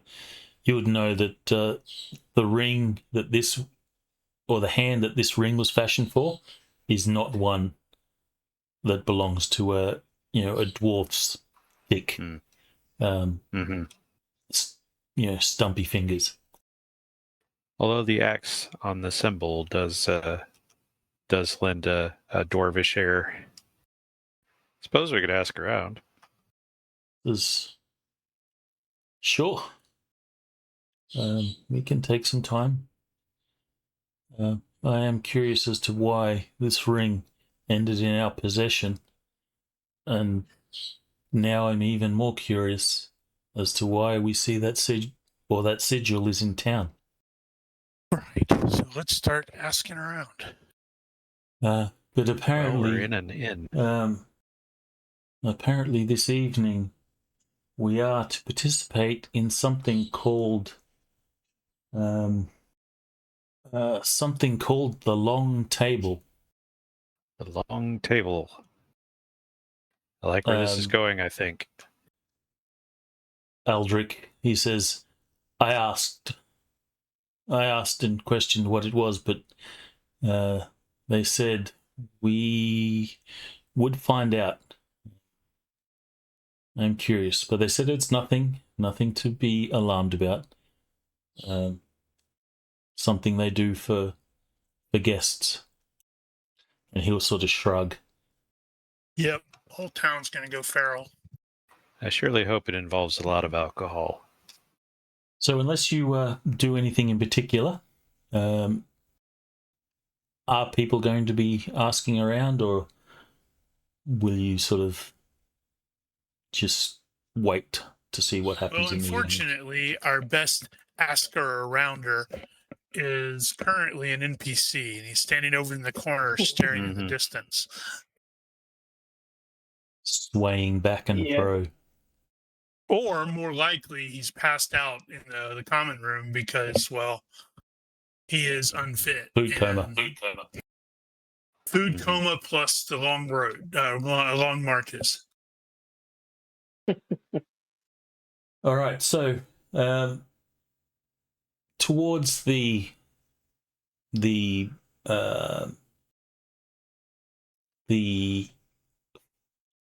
falling, or late in the falling, which is afternoon in Pelivar,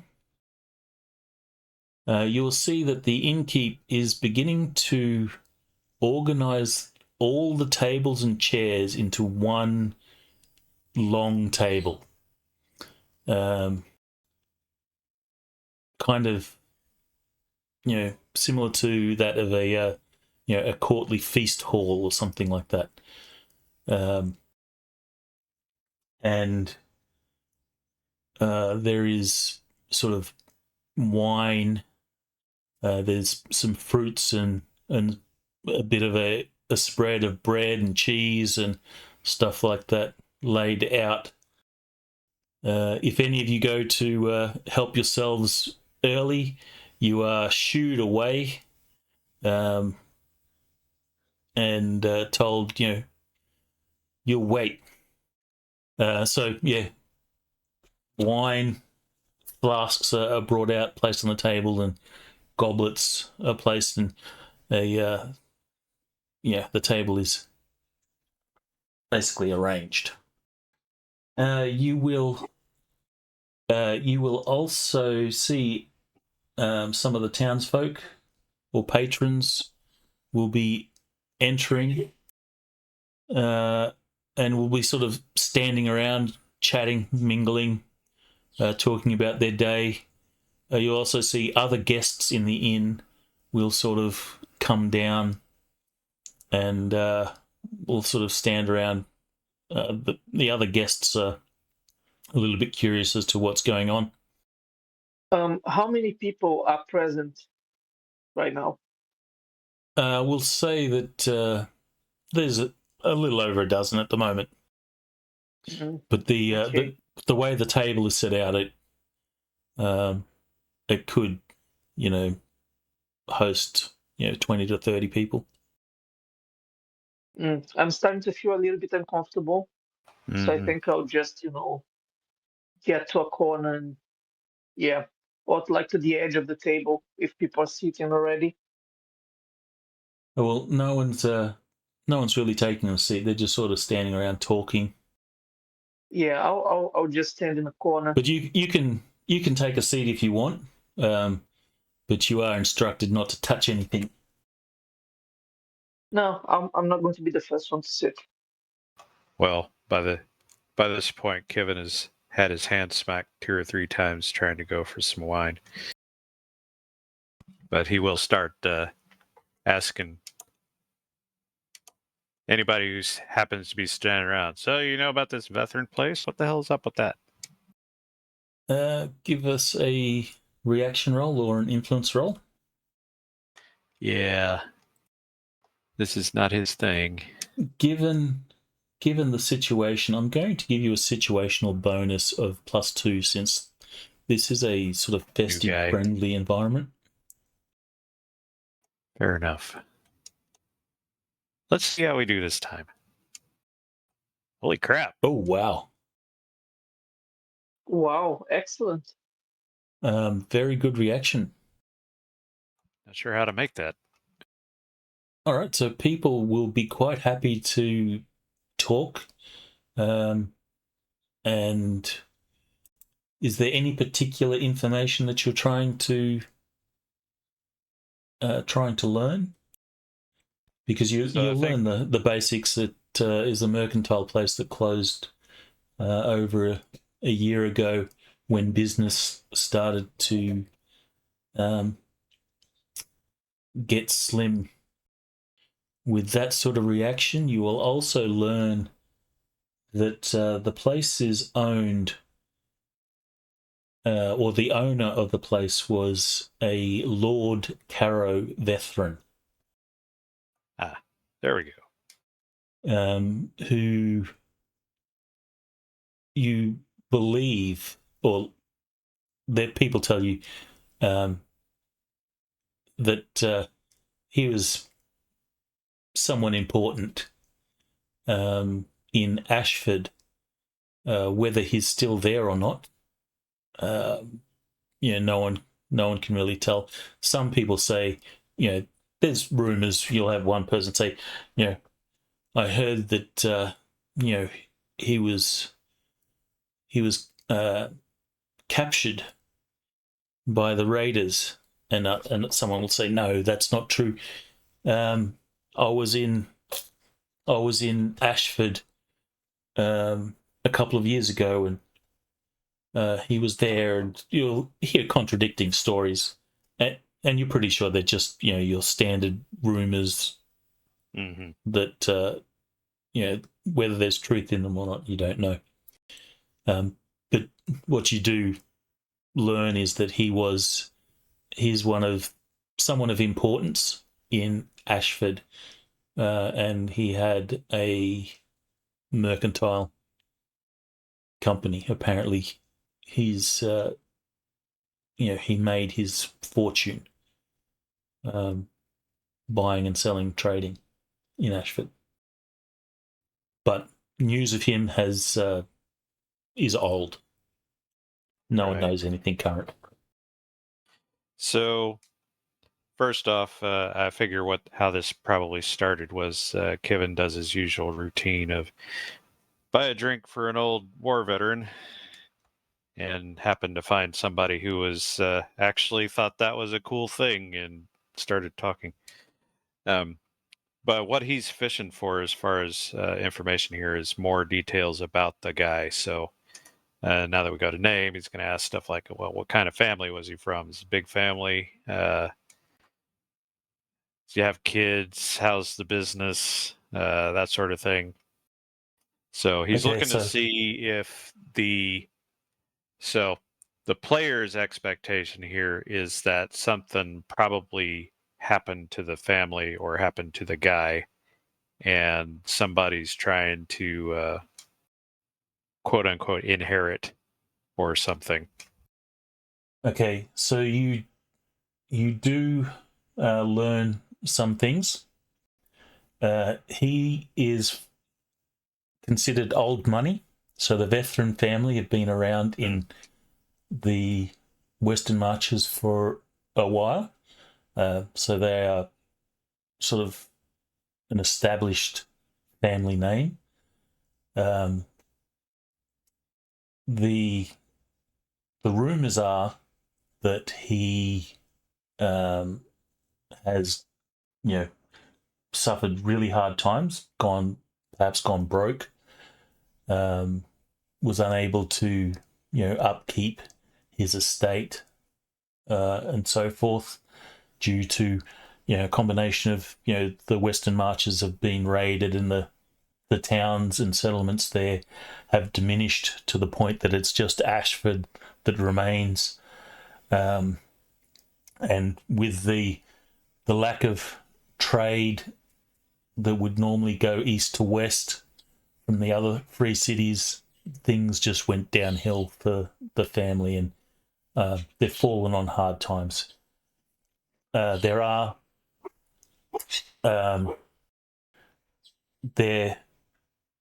rumours that he did have a family, but they were perhaps captured and taken by raiders. Okay, so the consensus is something did befall the family. Yes. There's been no recent news. And of course, the Brojan, the dwarf, Right. was running the store, or the general store here in Stillwater. Okay. But he was not the owner. He was running it on behalf of Lord Caro Lethrin. Any word on what happened to him? He's still around. No, when the place closed, he went west to return to his family in the mountains there. Okay. He will say, with a very good reaction, you're definitely going to get you're going to get information that says that apparently Brojan came from Dunhold, and he spoke of Dunhold a lot. Okay. Is there a connection there that I'm not remembering? No connection. No Not particular yet, anyway. connection. Note for later. But yes, so Brojan returned home, heading west to go to Dunhold. And Dunhold is in the north part of the Western Marches, on the western side of the range, which is called the... Oh, damn it. I think it's called the Seven Peak Ranges. Well, so at this point, how many drinks would you say Kevin has been bought? Okay, so Kevin would have been given at least 2 drinks that he's been bought. However, the main event is, of the long table. You see more people gather, and eventually, the place fills up, and you will learn that it is a local custom when there are a number of travellers or people of importance come to town, and they hold a sort of social event called the Long Table. This custom requires that every traveller will contribute either a copper coin, a piece of news, or a story for the evening. And as part of that tradition, the wine is free, and the meal is put on by the inn, and where the money comes from, you assume there's a collection of copper coins from those people that contribute a coin or whatever. But that's not going to cover the cost of this feast. So where the money comes from, you're not sure, but it's a thing that is done. And I guess Humphrey will set the tone with some music. He'll play, and a feast is had. If you are going to contribute some coin, deduct it off your sheet. So the first thing that sort of comes up at the table, and there's a whole bunch of strange faces, townsfolk, that you are not familiar with. There is a number of questions that sort of come up.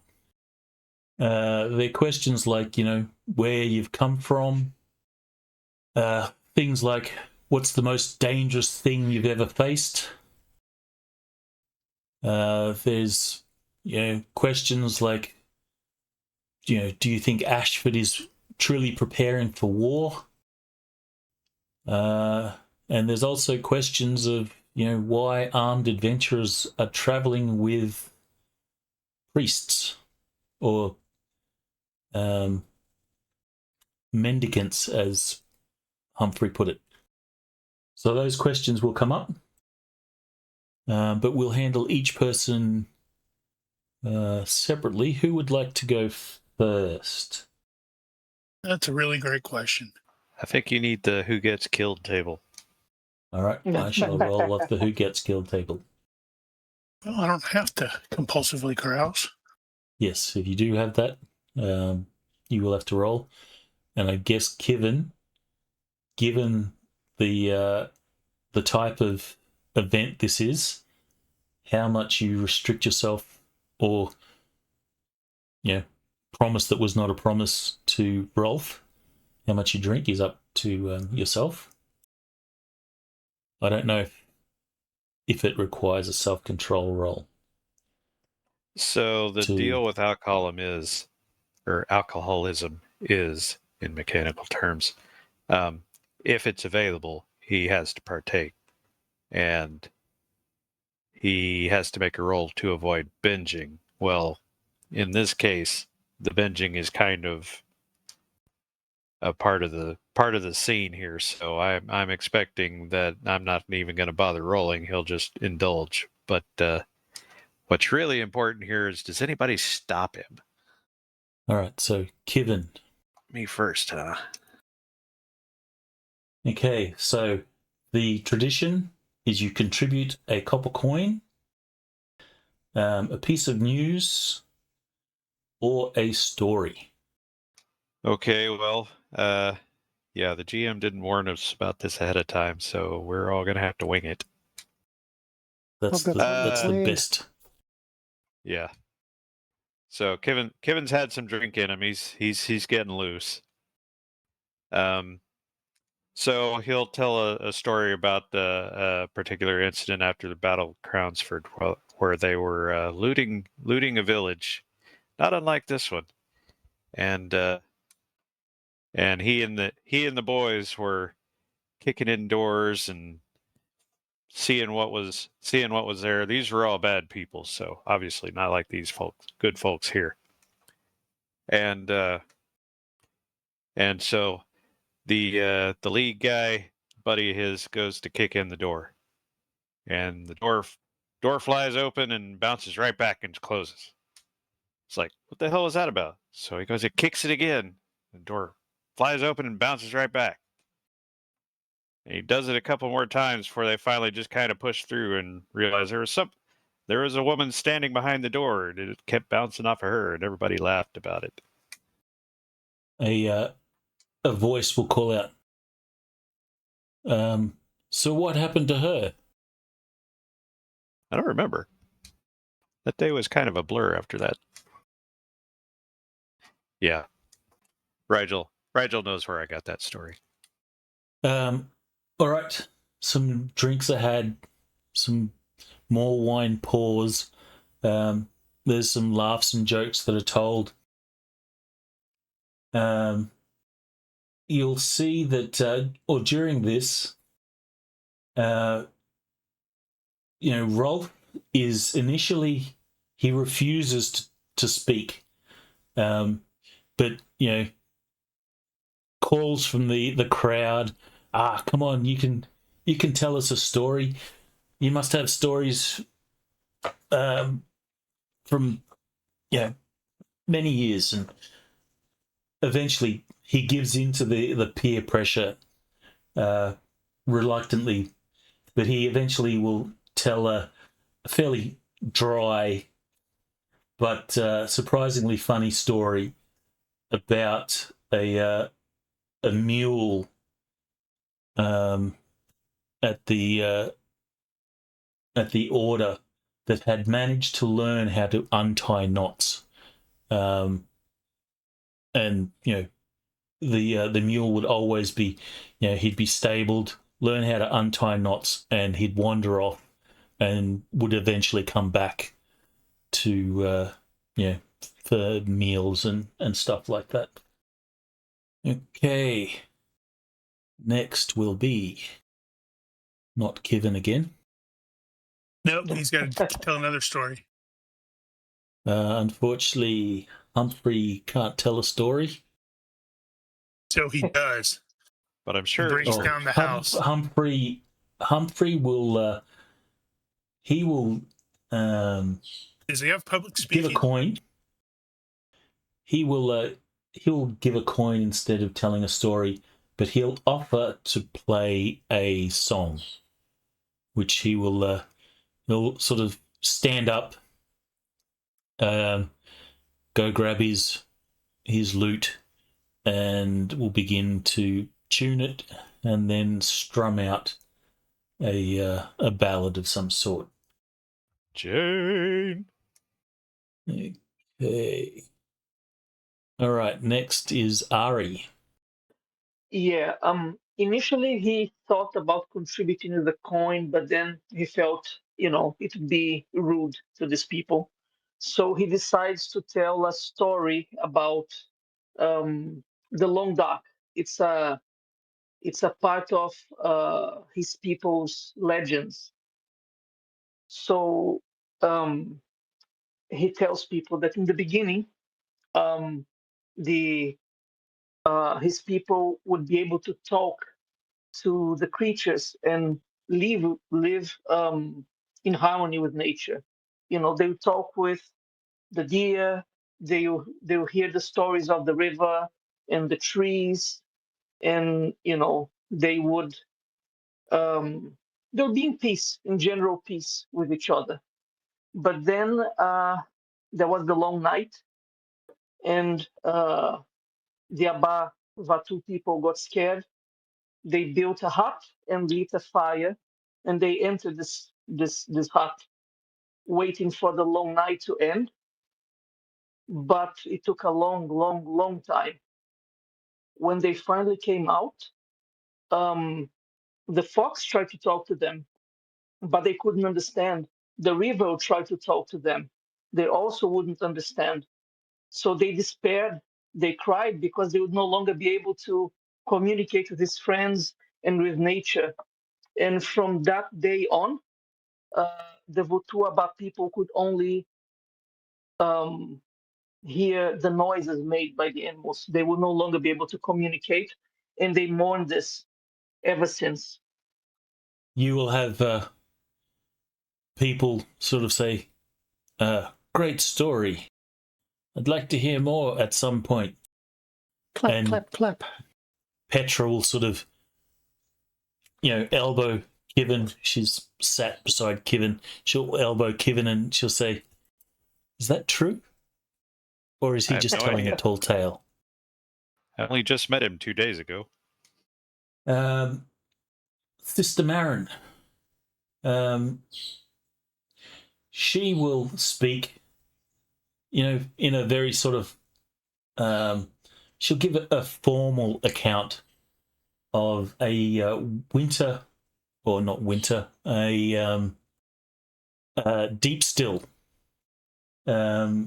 pilgrimage that the pale flame undertook. And in her telling of this story, she reveals a warmth of character that she hasn't really, or you haven't previously seen. Hey, so next will be Danjo. Stand up on a chair and I state, this is a story from my homeland of Hinodic Nokuni, the land of the sunrise. It is a story of a great warrior of the past and of his powers to defeat anything. It is the story of Mamotaro. It's going to be a long story, isn't it? Mamotaro was born from a giant peach, which was floating down a river by an old Chinese childless woman who was washing clothes there. The woman and her husband discovered the child when they tried to open the peach to eat it. The child explained that he had been bestowed by the gods to be their son. The couple named him Mamotaro, from peach, and Taro, their eldest son. When he was just 5 years old, he was able to cut a big tree with just an old knife. He spent most of his days sleeping and lazy, but when he matured into adolescence, Mamotaro left his parents to fight a band of Oni who marauded over their land by seeking them out in the distant island where they dwelled, a place called Onigashima. En route, Mamotaro met and befriended a talking dog, a monkey, and a pheasant who agreed to help him in his quest in exchange for a portion of his rations. At the island, Mamotaro and his animal friends penetrated the demon's fort and beat the band of demons into surrendering. Mamotaro and his new friends returned home with the demon's plundered treasure and the demon chief as a captive, and everyone lived long and prospered. And he waits for a response. Well, there will be claps and cheers from people there. Great story.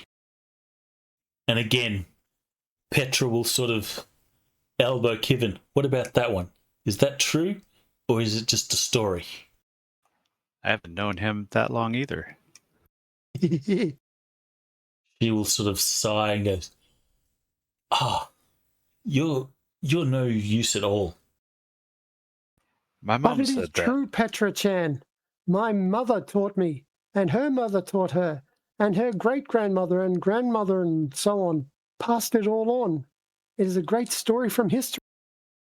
She sort of closes one eye and gives you that, that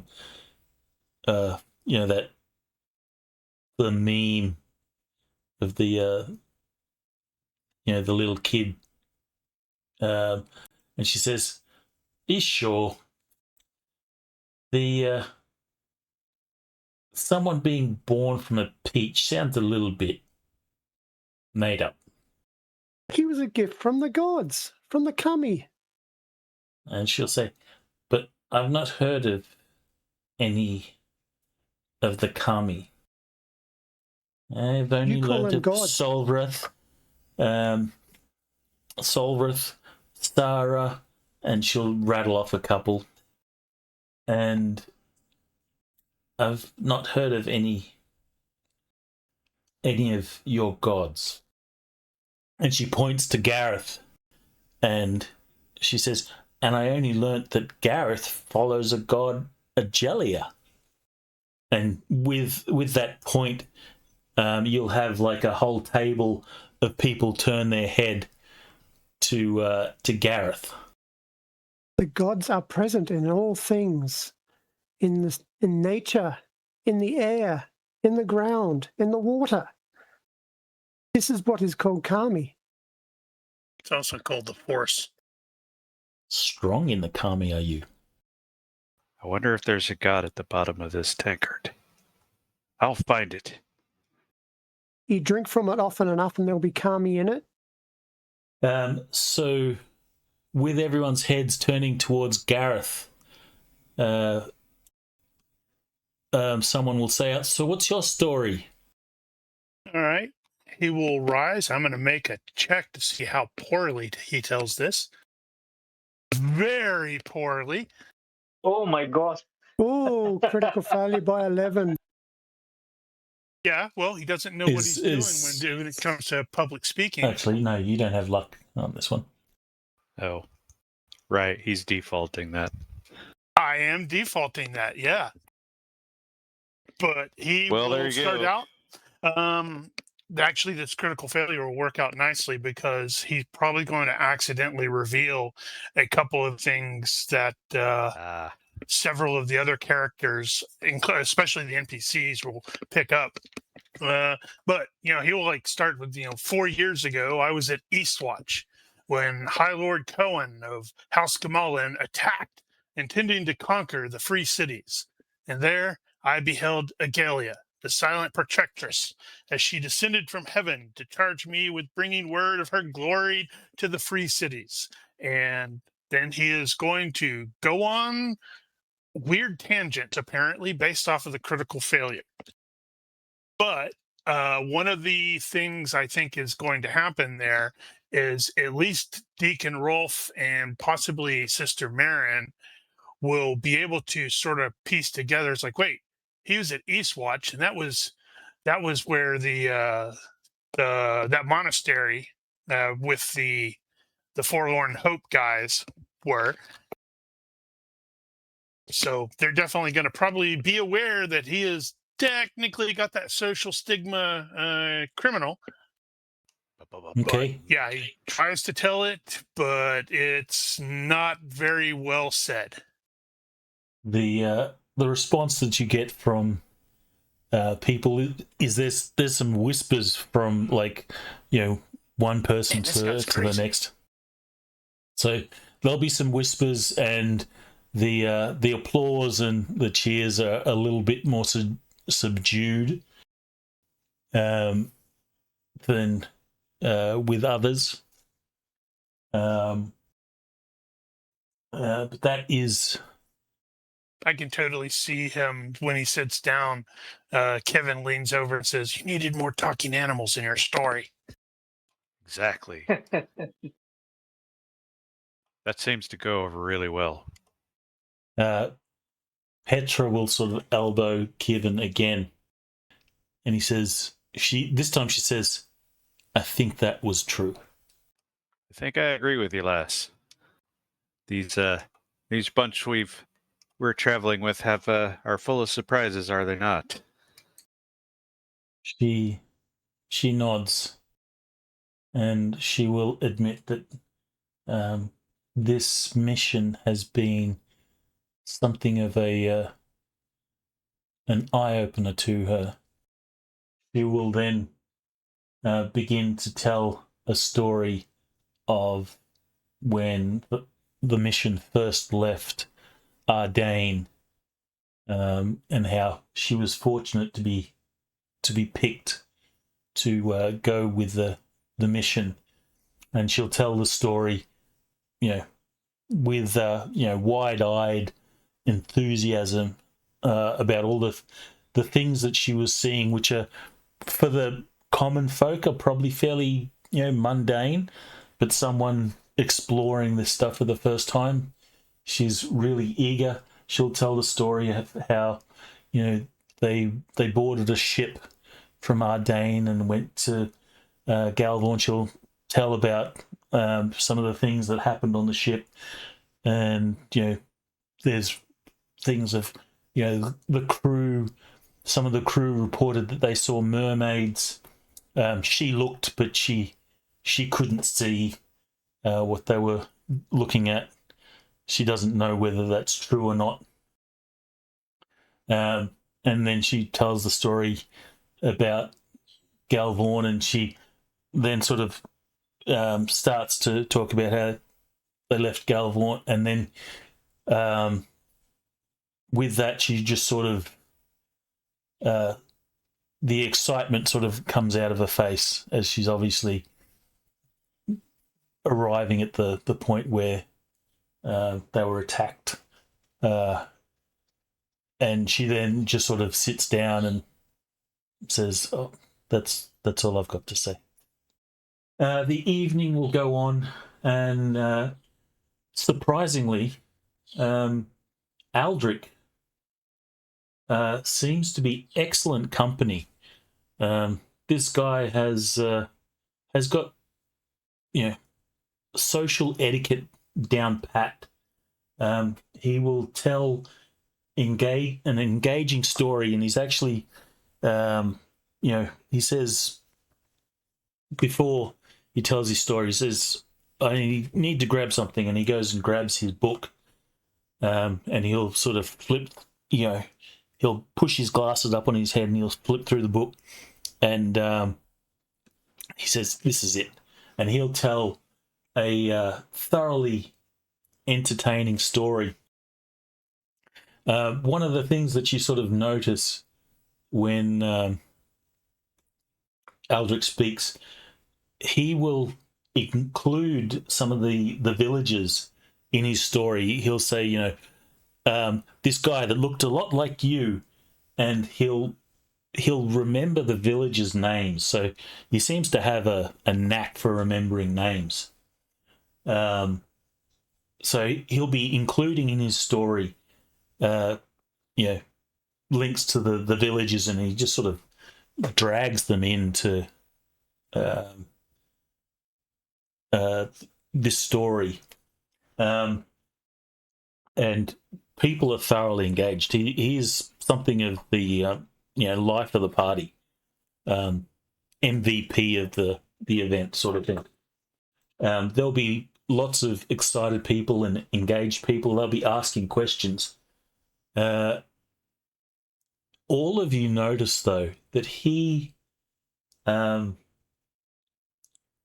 has some questions will sort of arise about, the mission and whatnot. But he seems to have a subtle knack of redirecting those difficult questions away from the mission, and basically steer people's attention elsewhere, and no one's the wiser of it. But since you guys are actually part of the mission and such, you will pick up on this. Less useless than we initially thought then. So there is one. The evening will sort of go on, and the 1 second. The one of the villagers will sort of turn to this woman. Important character who has been named previously. She's making all those people wait in the back. That's rude. Yeah. Yeah, she's clearly not paying attention. Someone will sort of look to this woman, and while looking to her, I'll say, "We have something else of a local tradition. Mela here is our town cooper, and she will take any challenger to a wrestling match. She is our village champion, and she will sort of stand up and give a bit of a bow, and then sort of sit. And the guy that's been saying this, let's look over to the bigger, stronger people of your group, and we'll say, will any of you care to take Mela up on a challenge, a wrestling match?" I give a slight smile and raise a toast to her, and that's it. I know my limits. Yeah, Kevin is gonna elbow Gareth, make him jump. So Let's see. does anyone have Well, okay. So she will then,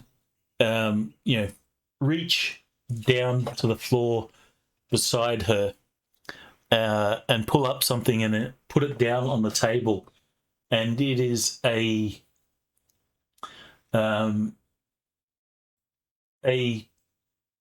carved wooden fish. She says, "This is the Stillwater Leviathan. The winner takes this, but if you win it, you are expected to return someday to defend your title." And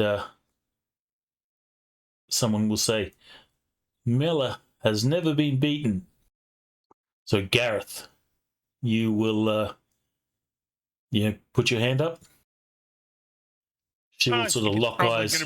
I think it's probably going to be more like Giger said. Yeah, he's going to show, like give him an elbow, and that's going to make me look like I was, responding. Well, so okay. then I'm stuck with that peer pressure sets in as everyone says, "Yes, we have a challenger," and people will sort of the table sort of shifted to make extra room.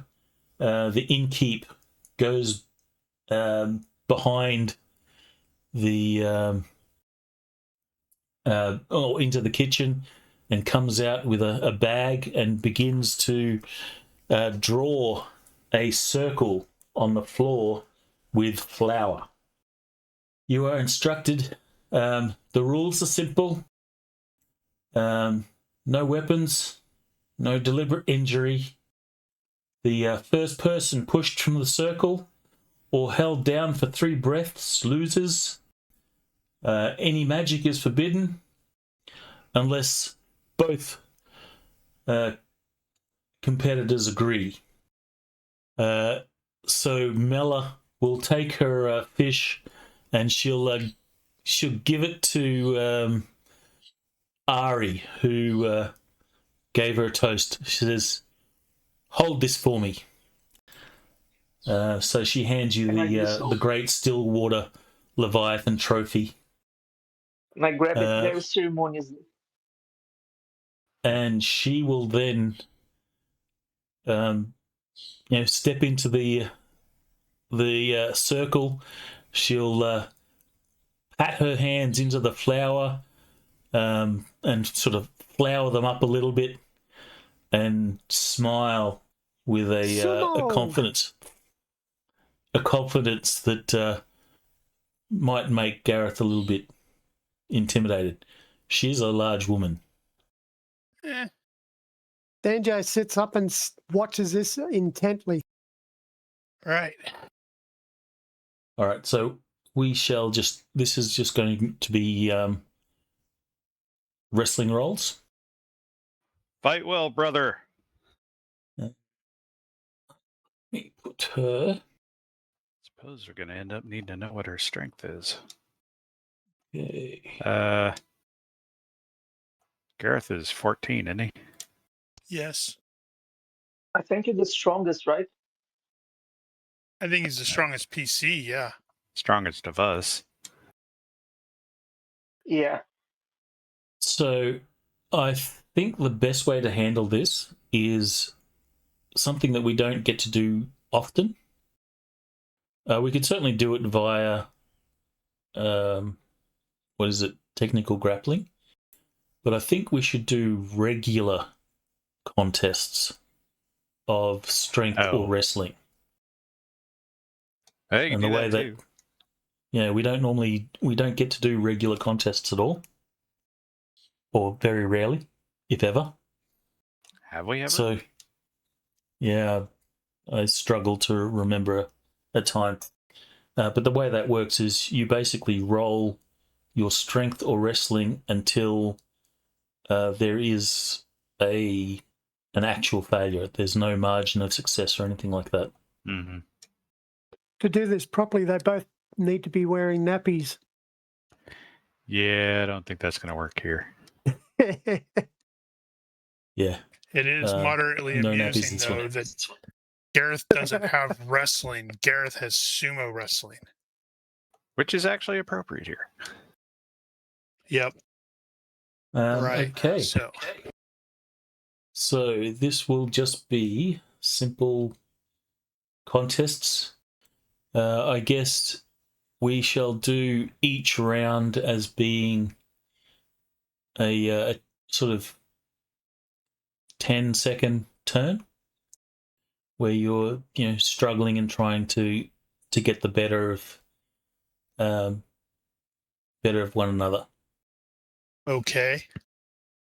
So I just make a wrestling roll.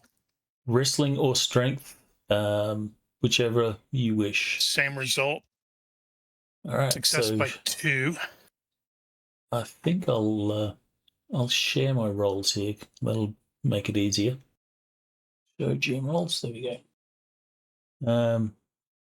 Well, that's yours. So she succeeds. You're probably getting the better of her, but at the moment you're basically just grappling each other. You get the sort of upper hand and some momentum, and then she'll reject your attempts, and the bout goes on.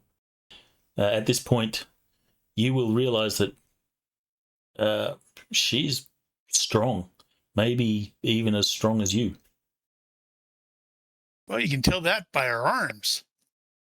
Obviously, it's all those carrying of barrels. Mm-hmm.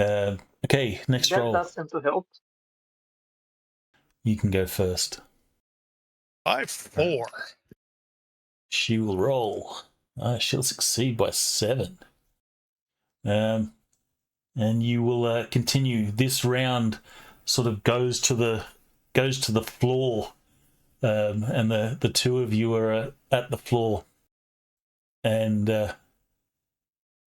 through all that wrestling, she will, as you're sort of down on the ground, locked in each other's sort of grip, she will give Gareth a big kiss on the cheek. Does that distract Gareth at all? I am looking. Probably not, Okay, because he is stubborn. So he's not chased or anything like that? Nope. All right, Maybe so later. He was no a penalties or anything. remember? No penalties or anything from being distracted, and the bout goes on. You may roll your next attempt. At this point, people are cheering, and this is a Just by thoroughly 2. enjoyable event. Well, in this case, you just need to succeed. Oh, damn it. So, you will beat... Well, actually, why did that roll not show?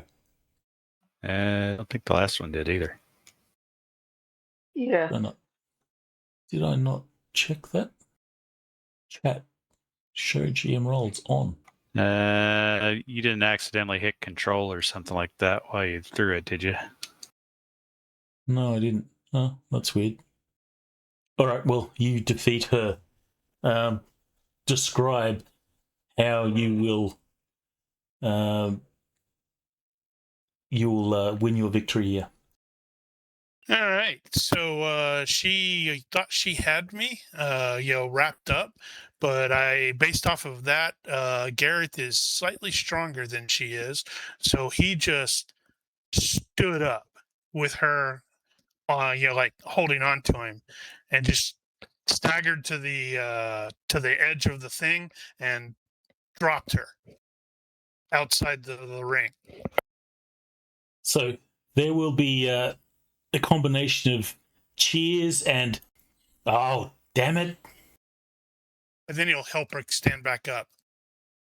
She is a very sort of graceful loser. She will shake Gareth's hand and says, "Well, that's something I don't get to be a part of very often. I have not lost in years." She'll give you a nod, and then she will sort of lift you up and say, "Stillwater has a new champion," and she actually lifts you off the ground and holds you up in the air. And this is where Kivin's gonna do the, we need to go to the village where you're the hero. Mm-hmm.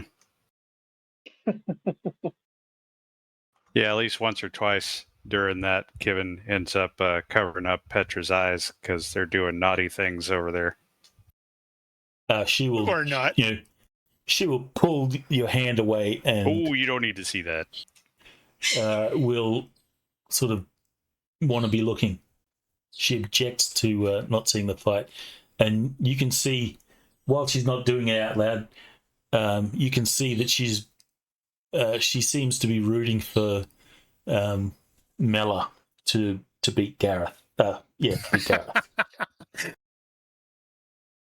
Gareth is probably going to end up having to mention to Mela that he's not sure about the oath to come back, because we are riding into danger, so it may be wiser to leave that here. That's not how it works. She'll take the fish statue off Ari, and then she will hand it to Gareth. She says, "This is yours now, and trust its care to you." And where's our CG image of the statue? Come on, GM. Damn it! Once again. He wasn't expecting us to win it, I guess. That's why. Well, the odds were kind of in your favor. You had one strength higher than her. But I didn't use strength. I used my skill, which was 1 point higher. But so at the same time, I've rolled 2 critical failures today, so she will sort of thrust it into your chest, expecting you to take it. She says, "Well, consider it an incentive to live long and return. Stillwater expects their champion back." Agelia Volt. And then she sort of nudges in close, and she says, "Don't worry, we have more of them if we need it." And Gareth is going to literally chuckle at that. "Then I shall honor this in the spirit it was earned." There are cheers and claps from people, and goblets are raised, and I guess some people will say, "Speech, speech." Now remember, lass, And don't give another man your fish unless you know that he's worthy of it. Well, I was just going to say, it's like they're saying speech, speech. Gareth is probably likely thinking, after how badly I butchered the previous one. That seems to fall on deaf ears. People say, "Speech." "I shall keep it short. I have a fish statue." And he holds it really high. People are sort of waiting to clap, and you'll hear someone say, "Is that it?" And there is with ale nothing, and wine to drink. With that, and you that look is thirsty. That is cue enough for people to clap and cheer, and then people, will return to their tables, and the night will go on. We are expecting a fish statue image at the next session. Mm-hmm. Can't believe the GM forgot about our fish statue. Unless he cheeses it and AIs it while we're talking. And Rocky's like, I would never click, click, do that. Click, click. Click, click, click. So the night will go on. Is there anything that anyone is doing in particular during this time? Or are you just going to enjoy the festivities? And more importantly, how much drinking is Kevin going to do? Is he going to get wasted? Or is he going to try restraint? He will, he's not. He has no intention of restraint at this point. It's somebody else is going to have to restrain him. Yeah. How many hours would you say this whole thing is gone? Oh, it's good 3 hours, 4 hours. Okay. Before people sort of start wrapping up and going home. I'm not sure what drinking a lot more than that. I have to say, Humphrey, we need dancing music. All right, he's tipsy, but we're not drunk. Right in the proper zone now, then. Exactly. Not quite stumbly yet, but definitely not perfectly upright. Okay, so that's per drink? No, that is over the course 3. So it's -1 for over 3 drinks in an hour. In his case, that's his threshold. Okay. It's like health divided by 4 or something like that. All right. So that's the extent that he drinks. You don't drink Like heavier I said, than that? I don't know how much is a lot. That's an awful lot. For me, that would be an awful lot. Not just alcohol, but just liquid. How does Kevin normally behave when intoxicated?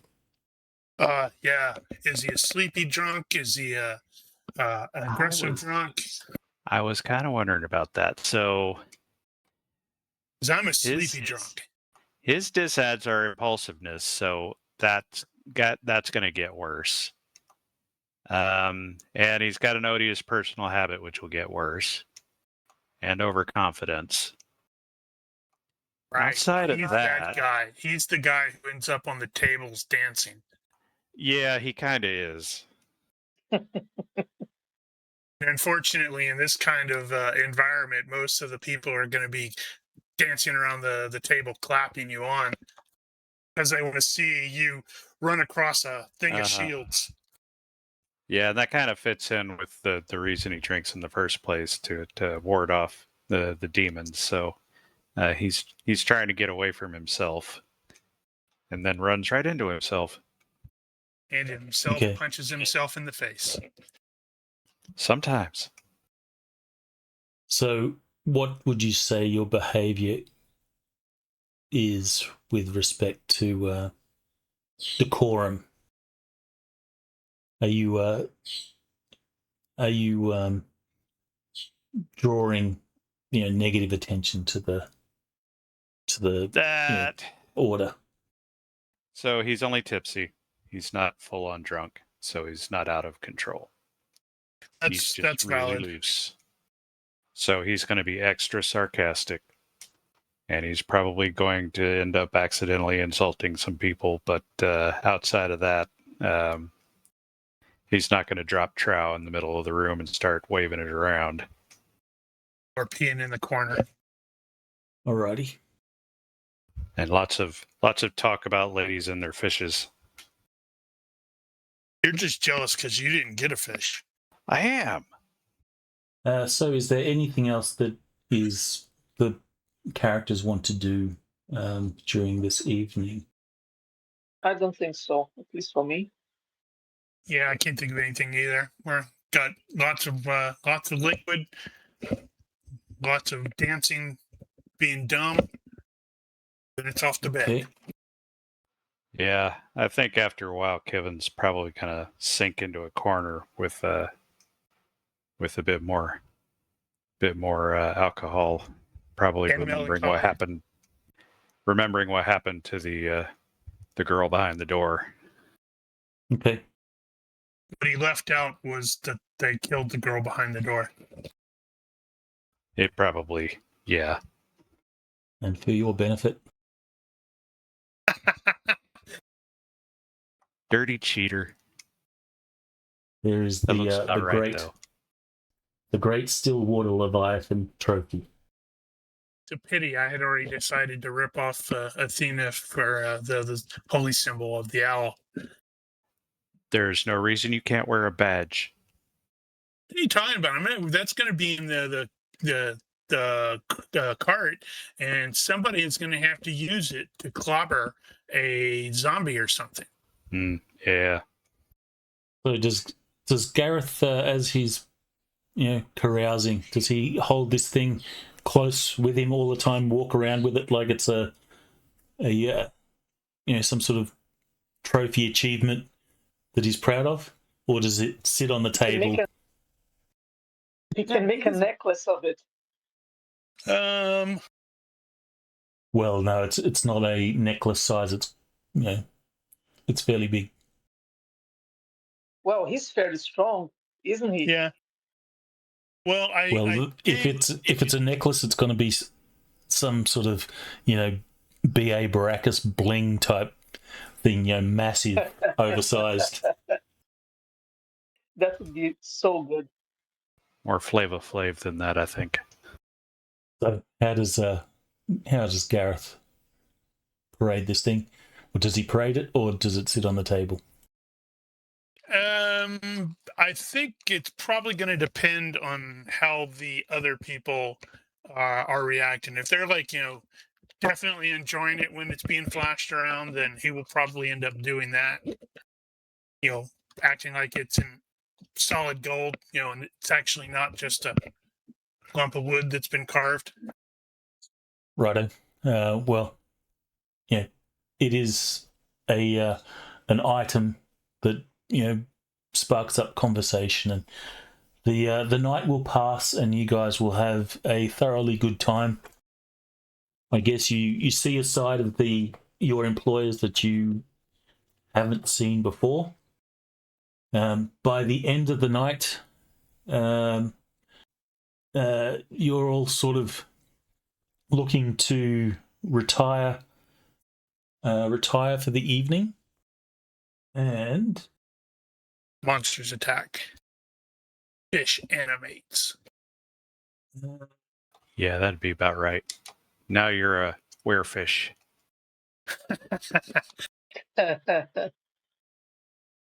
Not so useful, that. So before you all sort of set in, the night has died down and the festivities have sort of come to a close. Rolf will approach Gareth. He will say, from what I understand of you, you're an educated man. I assume you can read and write. I can. I wonder if you would be able to help me with something. It would be much appreciated. And he sort of lifts his arm, his crippled arm. He says, I've tried to do this on my own, but it's difficult for a number of reasons, and one is this. And he raises his arm, and you can see by his tone and stuff that it seems kind of serious. Okay. How may I help? He will sort of take you aside, and he's pulls out. Oh, he's got a pack.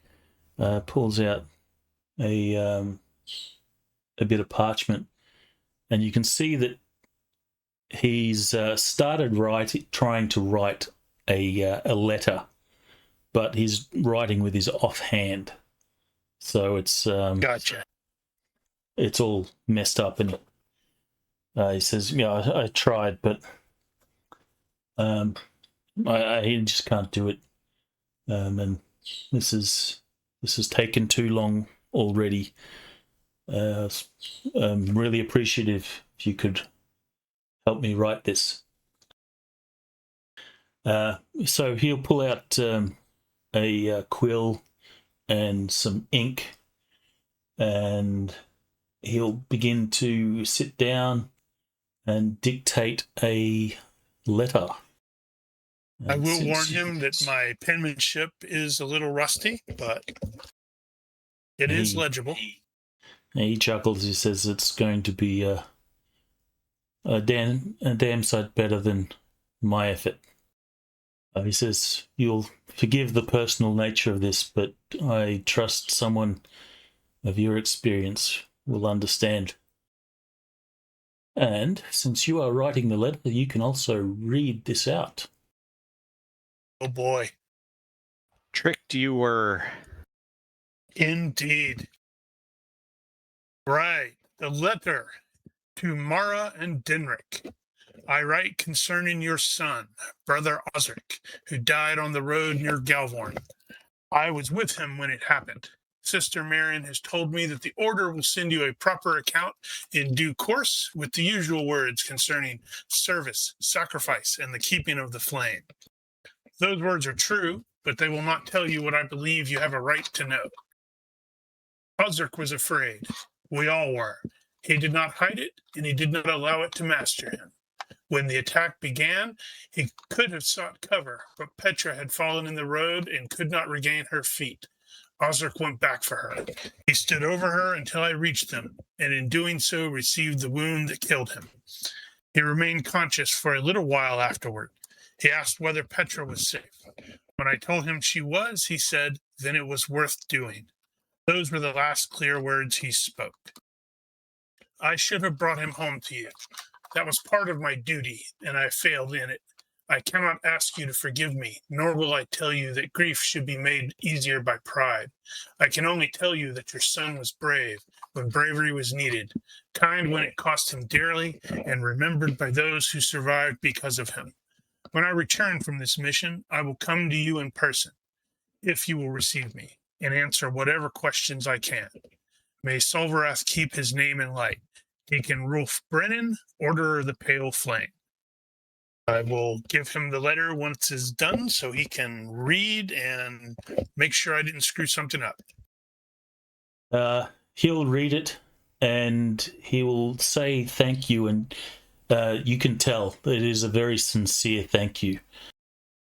He will take that. You're right. And You're right. Your penmanship was really terrible. I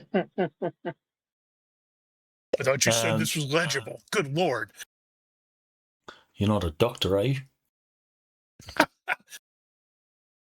So he will take the letter. He will thank you again, and you'll see that before he sort of retires for the night, he will hand that letter to the innkeep, which you imagine is to be forwarded on at some point. Yep. Go with traveling merchants or something like that. As is usually the way. That is the way. The last thing, and our timing is about right. I hope it's not the last thing. Well, the last thing for this session. Where is it? Let's see who it's going to be that will notice. Danjo. Yo. As the night has sort of gone on, you're the first to sort of notice that Petra is not in the room. The rest of the pale flame are present or preparing to return to the common room to sleep. but you'll notice that Petra is not present. Okay. Uh-oh. Nowhere in the inn. No. Go outside and look for her. He's probably the only person within the next 10 miles that isn't drunk. Gareth isn't drunk. All right. So I'm you also can not give drunk. me a perception roll. Do you let anyone else know, or are you just going to go out yourself? Well, I'm probably writing the letter while he's doing this. I'll tap someone on the shoulder and say, Ashwata-chan's missing. She's not in here. I might go look for her. Who do you Whose tap? shoulder shall you tap on? The one who seems to be able to have the most able consciousness at the moment. Not as drunk as the other. So not Kevin. Probably Yeah. not. Probably Ari. Booyah! Yep. Are you sure you've looked around? Are you sure she's not here? Well, I've looked and I can't see her. Well, maybe we should go in and search for her. That's probably why I can't see her. All right. So, Ari, are you going to join Danjo? I will. Okay. So then you can give me a perception roll as well. Okey-dokey. Nope. Even- All right. So Not actually. Ooh. Since Even we're as bad. almost at the end, I'll use my luck. okay. Wow. Are we doing this again? No, this time I Okay, succeeded. guess not. Finally. Yep. Okay. You will eventually find Petra. Where is she? She's been turned into a zombie. Or a fish? Zombie She fish. has wandered off, and she's sitting next to a pond, which has a number of fireflies that blink at the pond. I remember having this kind of stuff back home in Florida. It's awesome. They're the lost spirits of your ancestors coming back to see you in the midnight hour. No, they're Well- insects with glowing butts. No, the She will ancestor hear you spirits. say that. Oh, I guess I'll sit next to her. The GM is buffering. She's going to churn Sorry, to you just and had someone- tear her face off. That's why you find them so beautiful, because they're your ancestor spirit. She looks and says, "I've never seen anything like this before." And The Kami are out today. she will look to Danjo, and she says, "Is that true? Are these spirits? Are these spirits that Solvrith didn't take?" It's what my parents and my priests back home taught me. Man, we are going to make her super confused. Uh-huh. And she'll say, "Why do they do that?" Well, if it's not true, it is still nice to think of it that way. She will sort of sigh ahead a little bit, or lower her head a little bit, and says, "I think I prefer that they are not souls. I think it is better that they are taken by Solvrith." But she says again, "Why do they do that?" Clearly, she wants you guys to catch one. It's the ancestor spirits mating, creating new spirits. Now you're just making shit up. Anybody can do that. That is why there's Kami everywhere, because the spirits mate. Like at times like this. That's gross on many levels. Mm-hmm. Why do they do what? Well, she says, they blink like that. What lights them? Are they magic? It's their farts. Swamp gas, baby. Well, what I said. for us, they light the way. So she says, so you have a different story for the explanation. Yes. So yours is not kami. No. They are creatures of the forest. And they light a path when you need it. She's contemplating and thinking, and she says, I wonder if they'll light our path. Well, it seems to me we're going the right way, since they are all around us. The kami. Well, if you kill enough of them and smear them on the path. Have you never seen them before? How come?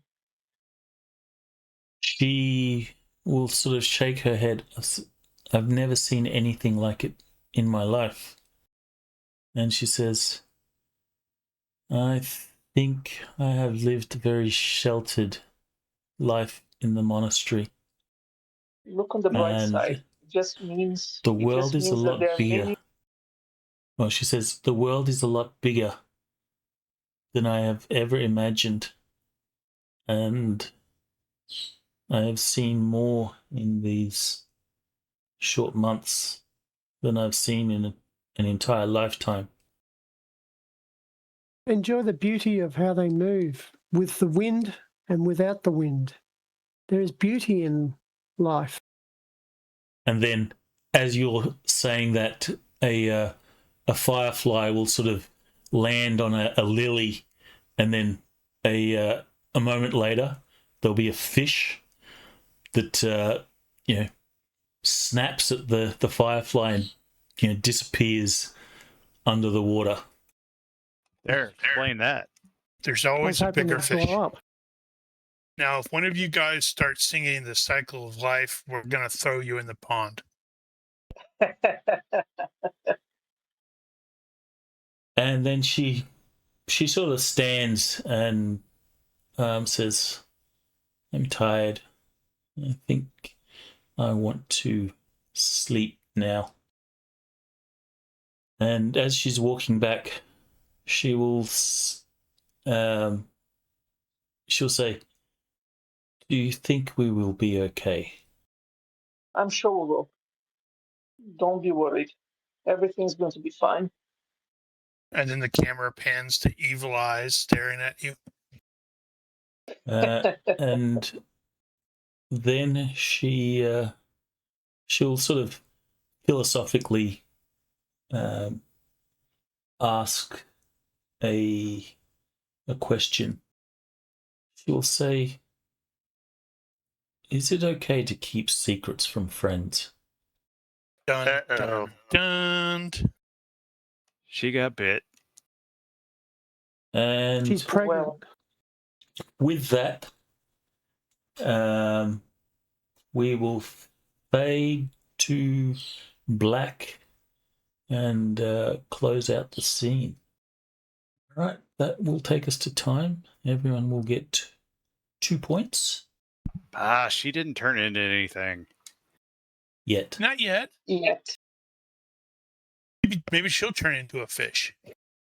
All right, so Now that- 2 points, everyone. Cool. Roger. And Yeah.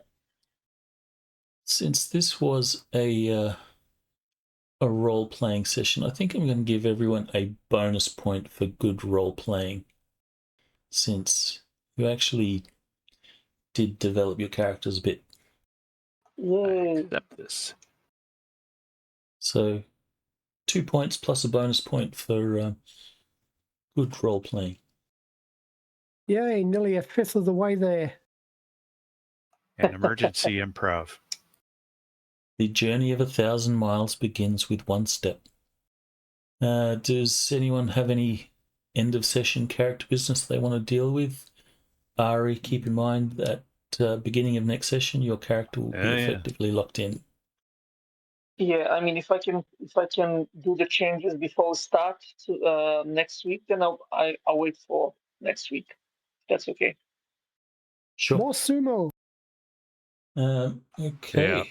I feel like we need to do a side session at some point and play that out in Fantastic Dungeon Grappling. The wrestling match. Uh-huh. Sumo. That would have, yeah, that would amass to control points. Yeah, Yeah. yeah, we can probably play that out. Maybe we do that in the boards, Good. in the what do you call it? The MMA or something, Oh, UFC. or the UFC. Yeah. That's actually a good idea because it would give us Mm-hmm. time to actually digest the rules properly. Or we could wait around and see if there's one of those weeks where where we're missing people. Oh, that brings me up. I need to head off for work. I'll be gone for like 10 days starting next Saturday my time, so next Friday your time. I'll have my laptop, but there's no guarantee Oh, that we'll have a session next week. gotcha. So noted. Noted. I'll let you know during the week whether we have a session, and the same could be for the week after that as well, possibly. Right. Okay, So okay. I'll let you know before time. Maybe you can do the play up the wrestling match there. All right. If you are watching this and have any questions, corrections, suggestions, or general hecklings, feel free to leave a comment here or find us on Discord. Please consider liking and subscribing to our YouTube and Twitch channels. Thank you for watching. Olympus out. Bye-bye. Bye-bye. Off you go.